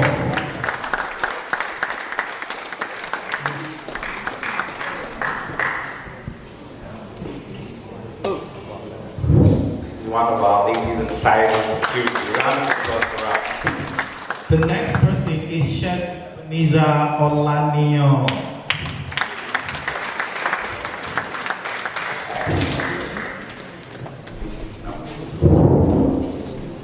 Right, a maker.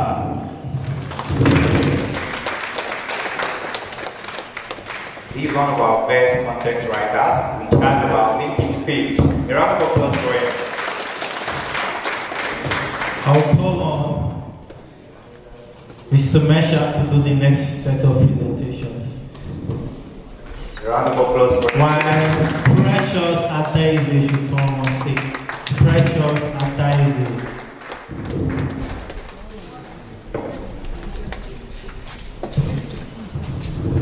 A round of applause for Africa. Thank you very much. A round of applause for women in cybersecurity.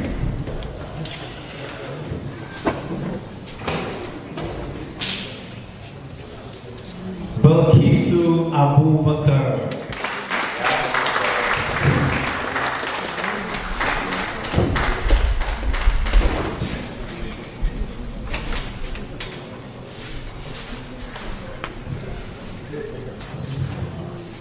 While I call on Umulkai Bello.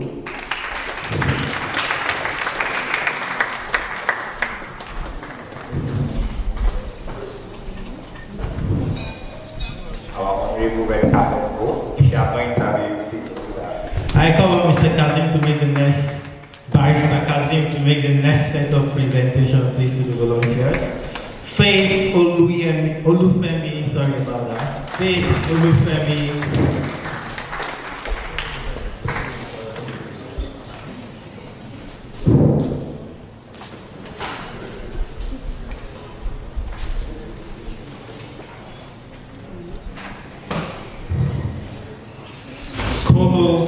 Adder should get ready, please. Polos Adder. He's our head of logistics. That's why he's the head of logistics. Thank you very much. Muslim Yahya. One of our honorable, talented photographers. If you say you find picture, you took it. Muslim shot it. A round of applause for him, please. I call on the president of JD Lab to make the next set of presentation. Thank you so much, sir, for honoring us.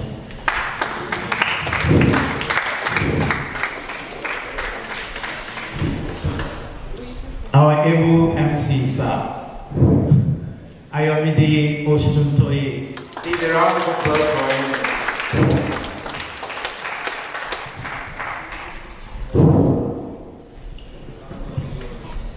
I call on the second MC, Mr. N.S. Ayodele Oluwatobi.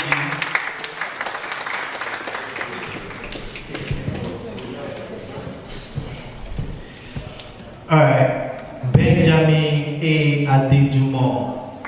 Benjamin A. Adejumo.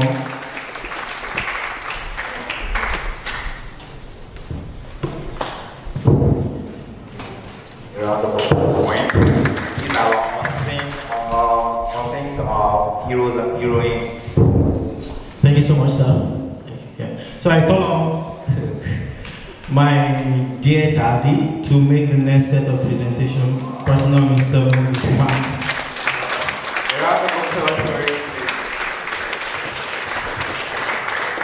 Mr. Dunya Stanley, please come forward.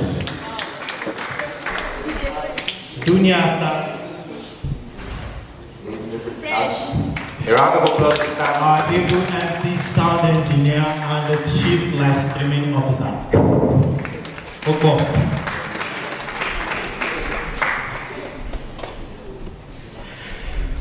Muhammad Musa Mansur. Muhammad Musa Mansur. It's small but mighty. I call on Shei Pixels. Shei Pixels.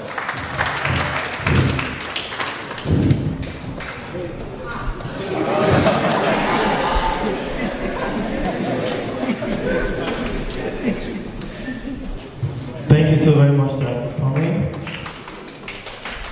Finally, I want to call Miss Elizabeth Kolade for this presentation of this.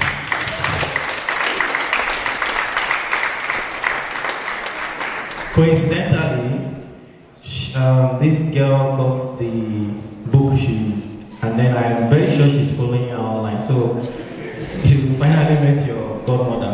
Okay, Esther Afolabi Funilai.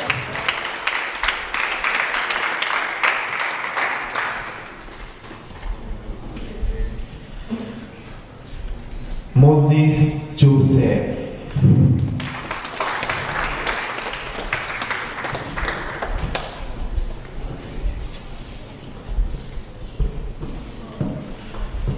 And again, Mr. Seth is an abstention. I call on finally Mr. Samuel O'Malley.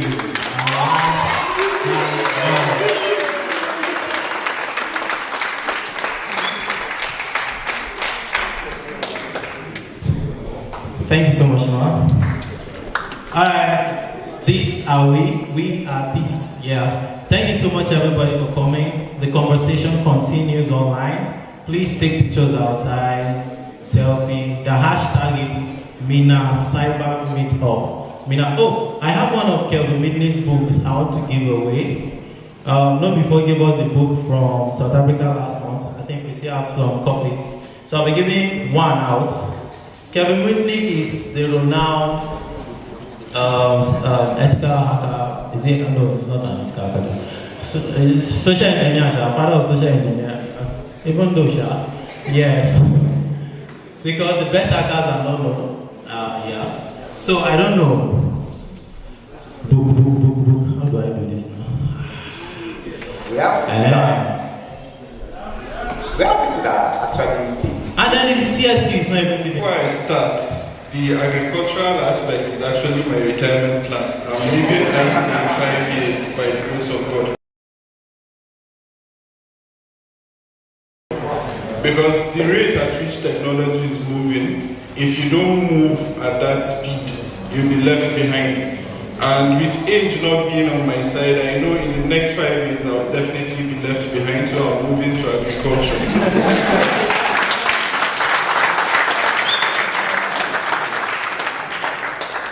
So I'll be talking about hands-on learning. For that reason, I'm not going to use a slide. I'll be teaching, I'll be speaking hands-on or offhand. So what's actually hands-on learning? It's just learning on the job, or in your own case, learning in school outside the classroom. You are very fortunate to have this type of events, this type of clubs and co. When I was in school, the only club we had was NACOS. The only time NACOS met was when there was going to be NACOS election. No technical sessions, no conferences, nothing. Then the only time we pay NACOS dues is after you graduate and you're coming for NYC call-up. That's when you now pay, okay, 100 level Jambito, we pay. 200, 300, 400, we don't pay until final clearance. That was what we had in school. Then, I studied Pascal programming, wrote the exam, passed it without seeing a compiler. Mind you, I graduated in 2009. Not that I graduated in 94. We finished Pascal. I wrote the exam, I passed, I never saw compiler. Then, operating system design was a course. We learned how to design operating systems, or the algorithms behind operating systems, how they function and everything. I passed it. My first internship, the first assignment, okay, how I got into my internship. I went to the bank, I wanted to work there. They turned me down. Young, naive, everything, okay, it's a good opportunity. I told them I've been turned down. So I was just roaming around the streets, enjoying Abuja.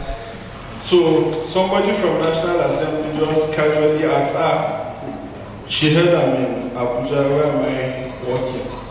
When she called me, you're not going to the office. I said, I'm not. Where did you apply? I said, so bad. Okay, go there now. So when I just got to the bank, it was a Thursday, around 3 p.m. and everybody was just shouting, we've been waiting for you. But you guys turned me down like 2 weeks ago, and we've been waiting for you. I said, okay. Can I start on Monday? They said, no. I'm starting immediately. That was around. Banks usually close. User support were the last to close because you have to shut down the UPS and the branch server, backup servers. So the first job that was given to me by 4 p.m. was to format a system and install Windows XP. In school, I learned how to design operating systems. By Monday morning, I was still installing Windows XP. I started on Thursday. Do you know what happened? When I put the CD, boot to CD, select your disk location, format, it gets to, after it finishes that first stage, when it boots up, it will boot to the CD first, then actually press any key to continue. So you're supposed to ignore it, so that it boots to the hard drive and finish. I'll press it. Now I'm somebody that can design operating system, but I can't install operating system. So where am I heading to? Our first major issue with hands-on learning actually starts from our educational system in Nigeria. The major thing that we are not being taught as IT professionals is not anything that has to do with IT, it's actually critical thinking. You have to memorize to pass. A question was asked about wired versus wireless, and the answer was false. And I was just telling the president of JD Lab, to me it's actually true. Because from my own experience, if I'm doing any pen test for physical access exposure, I normally gain access easiest through wired networks. Very few organizations in Nigeria use 802.1x on their wired networks. So it's way easier than having to snip. If you are doing packet sniffing for wireless, in some organizations you can do 2 weeks. You only get the SSID, but you won't get it. So that's why that's from experience. I don't know theoretical. So when it comes to hands-on, you have to leave theory aside. It's what you learn from your hands. So issue of critical thinking. Lecturers, thank God we have lecturers here. Marking scheme, that is our problem. If you write what is outside marking scheme, you'll pass. So what do you do? As students, you now have diary of hackers. Start thinking outside that. Experience. Then what you need is, when I started work, there was something I wished I was told from my 100 level. I didn't know that till 3 years into my core employment. That's the SFI framework, Skills Framework for Information Age. How many of us know that? Students. Okay. Just, you can Google it, SFIA. What it does is, you have different functional areas of IT. Mind you, I'm not going to be talking about cybersecurity. I'm focusing more on IT because in Nigeria, as a fresher, cybersecurity doesn't get you a job. As a fresher, IT or computer science gets you the job in Nigeria as a fresher. Then, when you are inside, you now move to your cybersecurity. So if you restrict yourself that you are doing cybersecurity in university, you have more challenges. Vacancy you might see might just be for a hardware support. When you enter as the hardware support engineer, from there, you can now move to cybersecurity. Most organizations don't even have a cybersecurity department in Nigeria. So you have to broaden your knowledge base. So the SFIA framework, what it does is, okay, you doing cybersecurity, it can now show you which path you are going to take until you become professor of that aspect. That's the highest peak.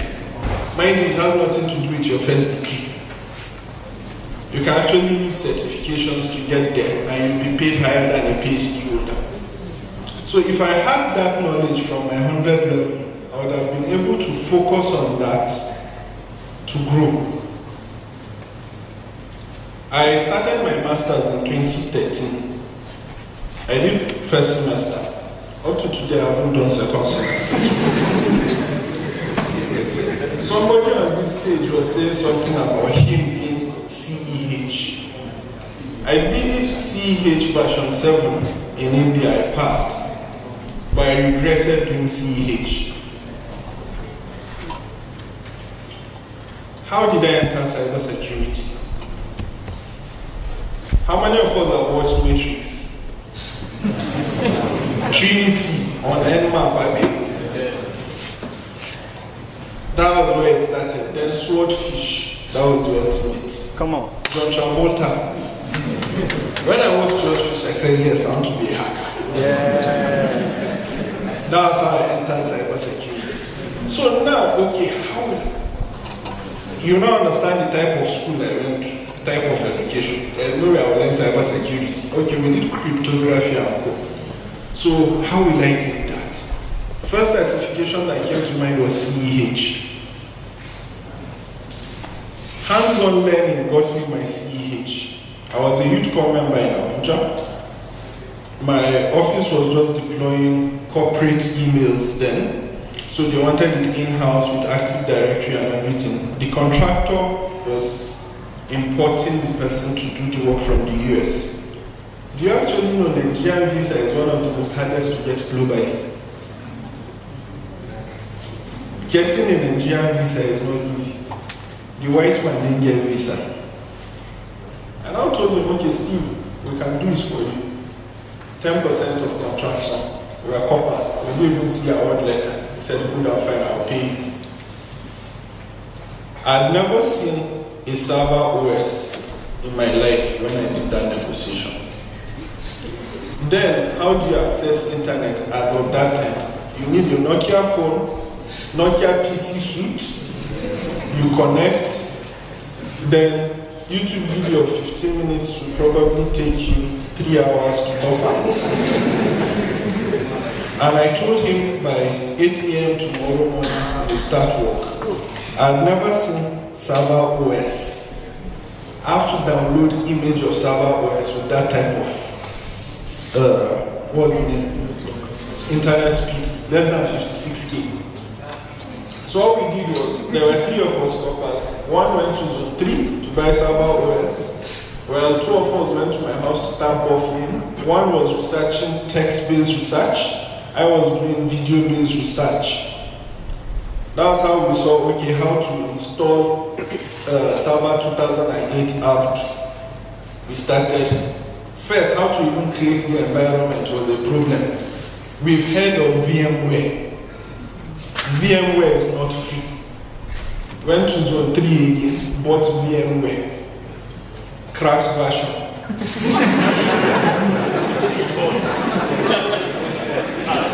Process of installing VMware, we started it before installing the crack. So there was no way we could crack it. Time was going. That's how research now moved from how to do AD to how to do virtual environment. We now ended up in VirtualBox. We didn't sleep that day because up to the next day, but we were able to crack it. We were able to now learn how to do your server installation, create your Active Directory, create a mailbox feature, open source. We use Libra on Apache server. How to link Linux to Windows using LDAP in one night. How to create bulk email accounts and bulk ADs using CSVDE with Excel. One night. When we got to the office the following day, we are clocking close to 30 hours without sleep.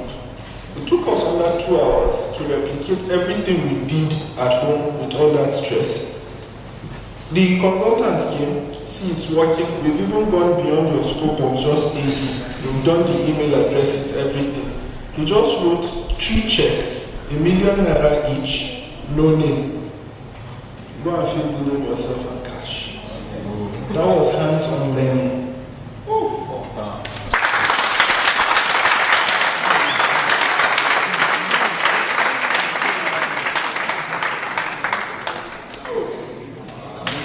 Where am I getting to? See the problem, not necessarily the solution. Understand it, you can always learn it. I took that ₦1 million. 1 million was enough for me to pay for a flight ticket to Hyderabad, get my visa, paid for about 4 certifications, even though I dropped out of most, because I didn't have a direction, mind you. I wanted to be a hacker.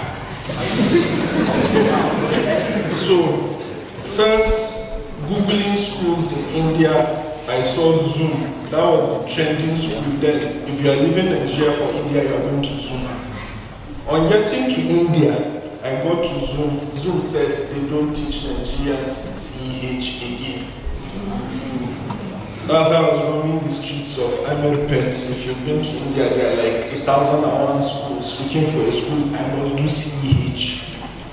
On starting CEH class, I was moving until I got to backtrack. Then we were on backtrack 4. That's what is now called carry. Backtrack is Linux. I've never seen Linux in my life. I've always been a Windows person. That's how I ended up enrolling for RHC, Red Hat. Then, why I said I regret doing CEH. CEH didn't meet my expectation. Because when you get to CEH, tools, install this, gain an Abel, this one, where install. Then backtrack was like second to the last module of CEH. So you had finished memorizing all those tools before you got to know that backtrack has everything in one. So when I got to backtrack, mind you, I was also learning, because it was from the introductory class. They were first, if you go to a registered EC Council school, you are given 3 very thick books for CEH. They all come with CDs, that whole effigy, your copper plaque that with your engraved name. Then when you go anywhere, you say I'm CEH, you'll be afraid of you. CEH, you are buying the name. If you want to do CEH, I'm not saying no. I would rather go for offensive security. That was the course I needed, not CEH. So, that's how I ended up CEH. But now I've stopped paying for certification exams. I actually get certification vouchers for free based on project work. If you are buying Cisco devices, they come with certain learning hours and vouchers. That's how I do my own. For you as students, yes, certifications would slightly open the door for you. It gets you to the interview table, but your knowledge gets you the job. The same India, I suffered to get the testing center because they don't do certifications. Their CV, they write hours of experience or years of experience. They don't write MCITP, this one, that one. So when you suffer to get a certification center, and you even go there, they don't even know how to set up the exams for you because nobody does it. That's where hands-on becomes very important. If you run a company, somebody comes with, I have CEH, CFI, which one? CZIM, CISSP, and co. And someone just appears right to in your company, and the next thing you are looking for hard copy papers. How come you're on our system, but we don't have your papers? And the person says, I actually hacked your system to include myself in the interview list.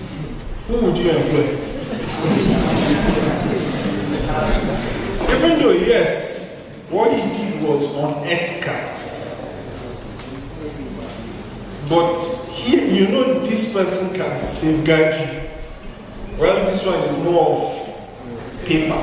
So don't focus on certifications. Focus on the knowledge. You can take videos and training materials from certifications and learn. Then have a clear-cut direction of where you want to be. I said in the next 5 years, by the grace of God, I'm out of IT. Then the major problem we have as IT people is we never become CEOs of organizations. Maximum we become executive director of IT, director innovations, director technology. Why? Because we restrict ourselves to IT. Now, for you people, there is a problem. You might never become that director IT because you restrict yourself to cybersecurity, not the broad IT itself. My first government job, when I got there, that was when I even knew IT could be segregated. They had a service delivery division that does your normal hardware. They had applications development and support, networks and infrastructure, governance. So that was when I even knew, even in the security, CEH, you even know of the governance aspect of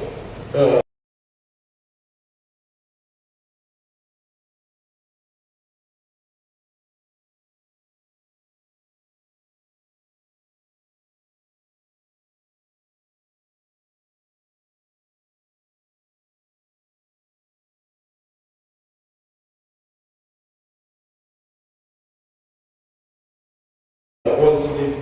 Cybersecurity. Is when you get to CZIM and CISSP, you would know of that. So you see part of why I'm regressing CEH itself. So it was when I now got there, see me with my CEH. I was very comfortable with Backtrack 5 then. Then I was posted to governance. Because after the whole process, when you go to meet with the director of the department, so he was asking questions. So once I just said information security, say yes, that function is blank. Go to governance. I got to governance, I never knew. Nothing. I had to draft policies, procedures, and processes for an organization. That was when they now brought architecture again. I had to go and learn TOGAF on my own, enterprise architecture. So what am I driving at? Specialization is good, but don't be so keen on specialization. Be open to learn from every place. There is a saying that discourages most students: jack of all trades, master of none. I mean, but in our current reality, jack of all trades, is a consultant.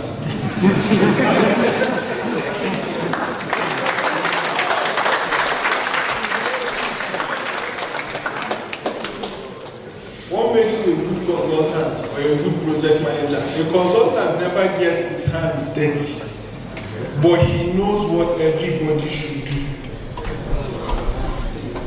So there is no harm. Yes, pick where you want to specialize.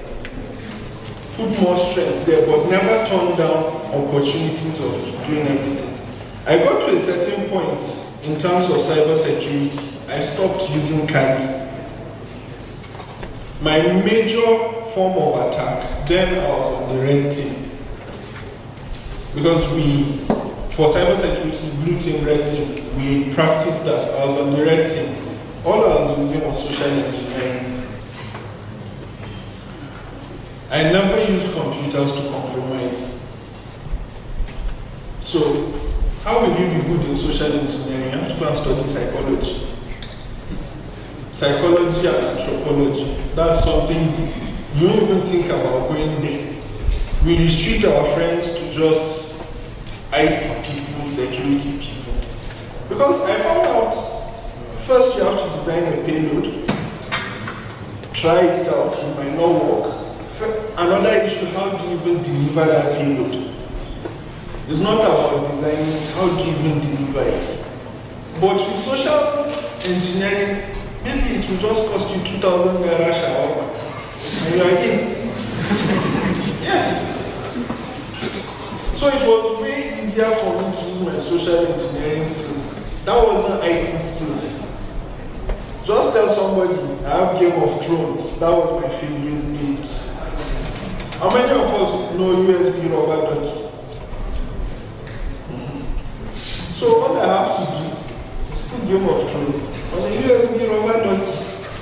That was all.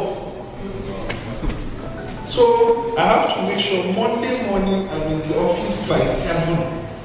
So anybody coming to the office that morning, how far? Game of Thrones. Don't waste bandwidth. It's here. And they always collect. That was social engineering, and that was getting me in. So you see, from IT to psychology, we can be everywhere. Then, how would you learn? You have to create your learning environment. I was telling you how we use VirtualBox. When you are learning how to compromise systems and code, sometimes we collect the labs from our instructors. These labs already have vulnerabilities. Then we learn with them. But when we get to the real world, they don't have those vulnerabilities. So it's better you build your own lab yourself. You don't have the computing power. Distribute it. Just buy your small D-Link switch 5000. Okay, this person on your own system, we are only going to have main servers. On this system, we have the domain controllers. This system, we have the end users. Use actual up-to-date images, iOS, where you're sure, so you have to keep praying for them. Because that's something we also do. When you're renting, you have to pray for 0 day. You have to always be following blogs. So when you are praying for 0 day, okay, somebody has found it, he has published it. You are now praying, the blue team, they shouldn't have seen it. So they wouldn't have patched it. So if you're actually using the real world, keep hitting. Patience. Why is it that cybersecurity people that are doing white hats are more successful than black hats in Nigeria? The difference is actually patience. White hats are on a salary, so you can always wait, take things slowly. Black hat, he wants to hammer, so he doesn't have that patience. He's always in a rush. So if you have that patience, even that iOS that doesn't have a vulnerability, one day you'll be able to discover it. And you enter. And before you know, even maybe from that way, treasure hunt, you collect your alert. So create your lab, have your staging environment where you guys will always practice. Don't focus on books and co. Yes, you need your degree to an extent. Even though I think now, outside Nigeria, you can go for PhD without a first degree. There are universities that offer you that ability to go straight for PhD based on your experience. Like, there's this lady, I've forgotten her name. She does all these cultural troops in Nigeria. She lectures in LBS, now Lagos Business School. She never went to a secondary school. She lectures MBA students. COVID-19, we are moving towards that direction. It's going to be skills-based, not paper-based. Like Cyberwura was saying, she went for a hackathon and the next thing it was a job interview. Did you submit your CV when applying? It was just what she could do. Then, let me just go through. Get a mentor. When you get your mentor, don't do lesser. There's a difference between agreement and argument. If your mentor gives you an assignment, I had one that we were always fighting because I believe the end justifies the means. Well, he seeing himself as a mentor is I have to follow the steps he laid down for me to get to the end. So he might give me a task of 2 weeks, I'll bring it in 3 days because I have a friend that has a friend. But to him now, okay, if I finish it in 3 days, what would I do for the next 2 weeks? So he tell me, no, go back. We need these things documented, this one, that one. At the end of the day, we'll now sit down. So the remaining days we have, we use it to argue on multiple ways to get to the end. That was after he now realized how to so get a mentor. But when a mentor gives you your process, also look outward. Because a good mentor also learns from the mentee. Learning is both ways. So don't say you are restricting your mind. Critical thinking. Think, analyze. That's what makes you different as cybersecurity experts from the typical IT professionals. If we take networking, for example, there's a problem in this network segment. A typical network person, change wire, doesn't work. Delete configurations, load new one on the switch, doesn't work. Bring new switch, doesn't work. Okay, from the router, this end. I love networking. That's what we used to do because it was that simple. But as a cybersecurity expert, you now have to look at it, what actually happened that whole segment is not working. You have to review logs. I hate development because of Fortran, semicolon. That was, I think, that was second semester 100 level. You spend a long time writing a Fortran code. You forgot maybe 2 semicolons. And we used to, then in school, our lecturer said we shouldn't use compilers to write code, we should use Notepad. That's the only way we can learn. Because compiler will be flagging. So we use Notepad, then try executing. I used to suffer because of semicolons, so I said anything programming I won't do again. But now, getting into cybersecurity, for you doing cybersecurity, if you don't know Python from now, you will suffer in your old age. Because you wait for somebody that knows Python to finish and pass to you. And you know people with delays. So it's best you even do it yourself. So on your own, go and start, even if it's just calculator, calendar, basic things you use on a daily basis, try using Python to draw them up. That way, by the time you now get to think, becomes also easier. Back to network security, there was something that happened. I was on a project, fresh out of school, then I was unemployed. I have a problem with cramming, so I had to write color codes for your normal twisted pair. I was suffering myself, I look at book, rearrange cable. And it wasn't a long distance what we were doing. It was just normal patch codes. We were doing cable management. Somebody just came casually, why are you suffering yourself? Just do all the heads first, then turn the other end. Because in school I was never taught about 1 to 3, 1 to 8. I was taught in colors. Not knowing I can have blue as one here, just make sure blue is one here. Then if I'm crossing, okay, make sure your one is maybe 7 here or 5. I never learned that in school.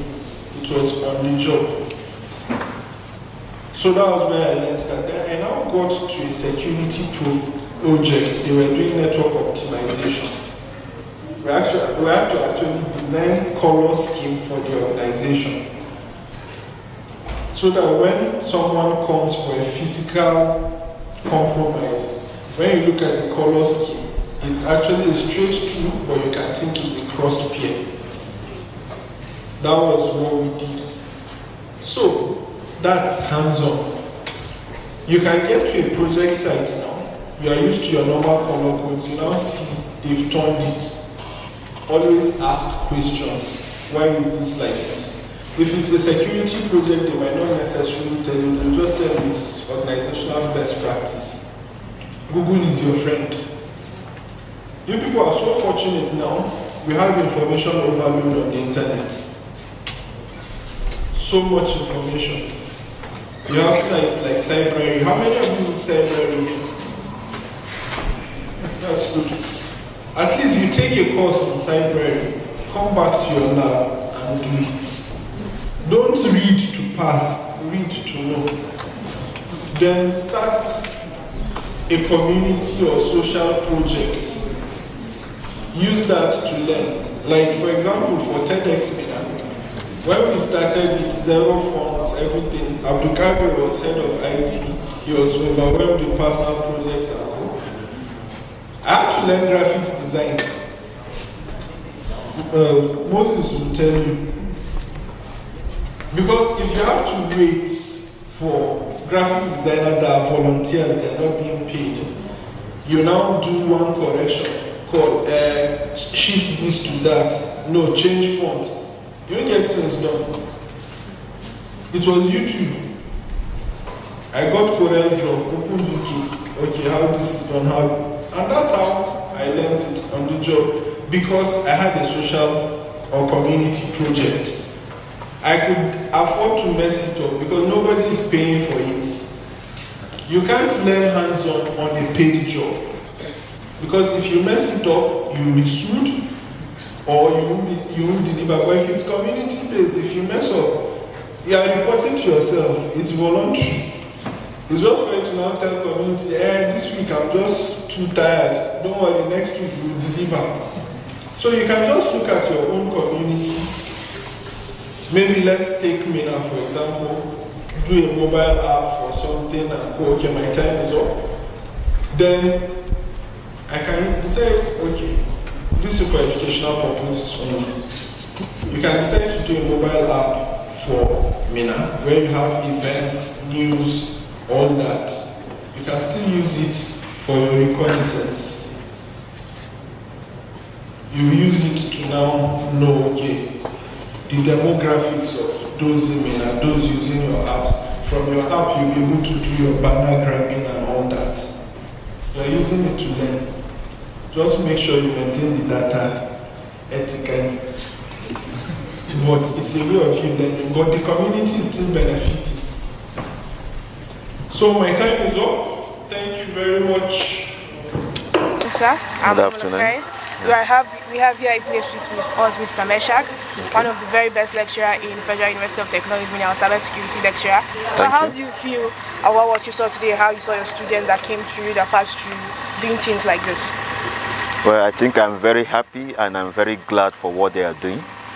I'm glad to see some of them back, especially the main speaker, Mrs. Wura Elizabeth.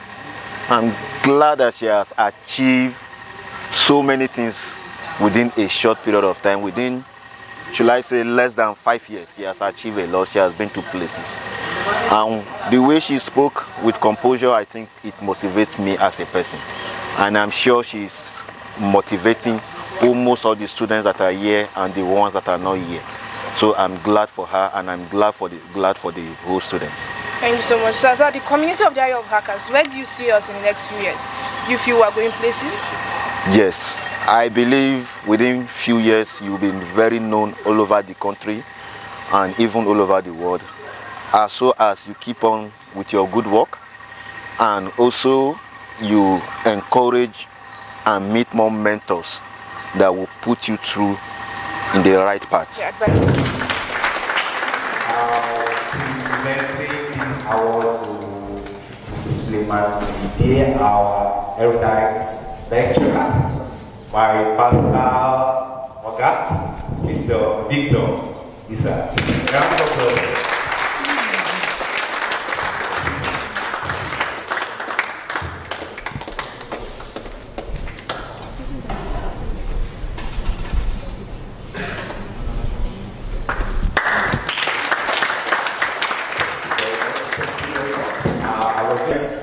We're going to be calling a few numbers.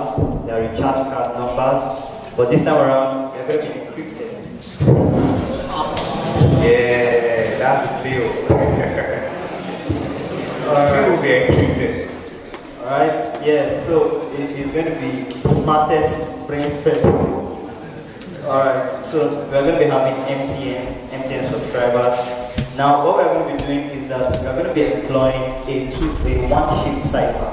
So, for example, if I'm supposed to call 0, I will call 1 because it's a one-shift cipher. So, instead of 0, I will call 1. Instead of 2, I will call 3. Instead of 5, I will call 6. So, you're going to be encrypting it right from the bat, right? Nobody's going to tell you how you're going to decrypt it. So I've told you how it was enciphered, but you have to decipher it yourself. Alright? Here we go. I'm gonna be loud and I'm gonna be as fair as possible, right? Here we go. 1, 7, 8, 3, 9, 3, 5, 6, 8, 7, 9, 0, 8, 2,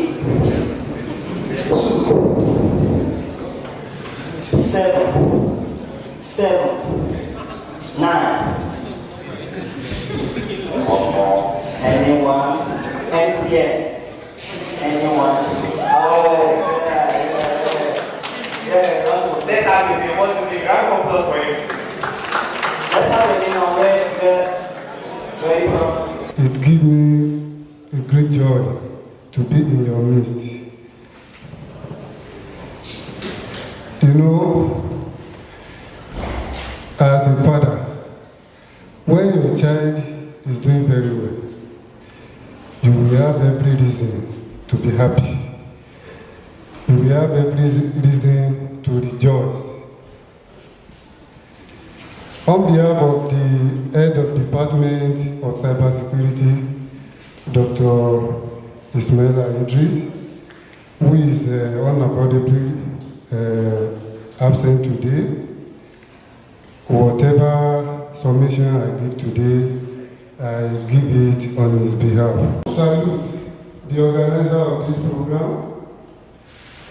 This program, the Diary of Hacker, is very, very important. It is a very good one. You cannot learn everything in the world of classroom. Whatever you give you in the classroom is just talking. is just little. And she mentioned one thing which is very, very important. She talked about personal development. Events came out this well, this night. Oh. How do you feel? Is it thrilling? Well, I really feel excited about this. But then the feedback and the value that we've been able to provide, the impact we've made to the participants of this event, which I'm very sure it has a very high amount of value actually. So we've created value, and that's the most important thing. I'm so super excited about this kind of thing we've done, and I hope we have more. That will not just a normal event, but actually an event with a value.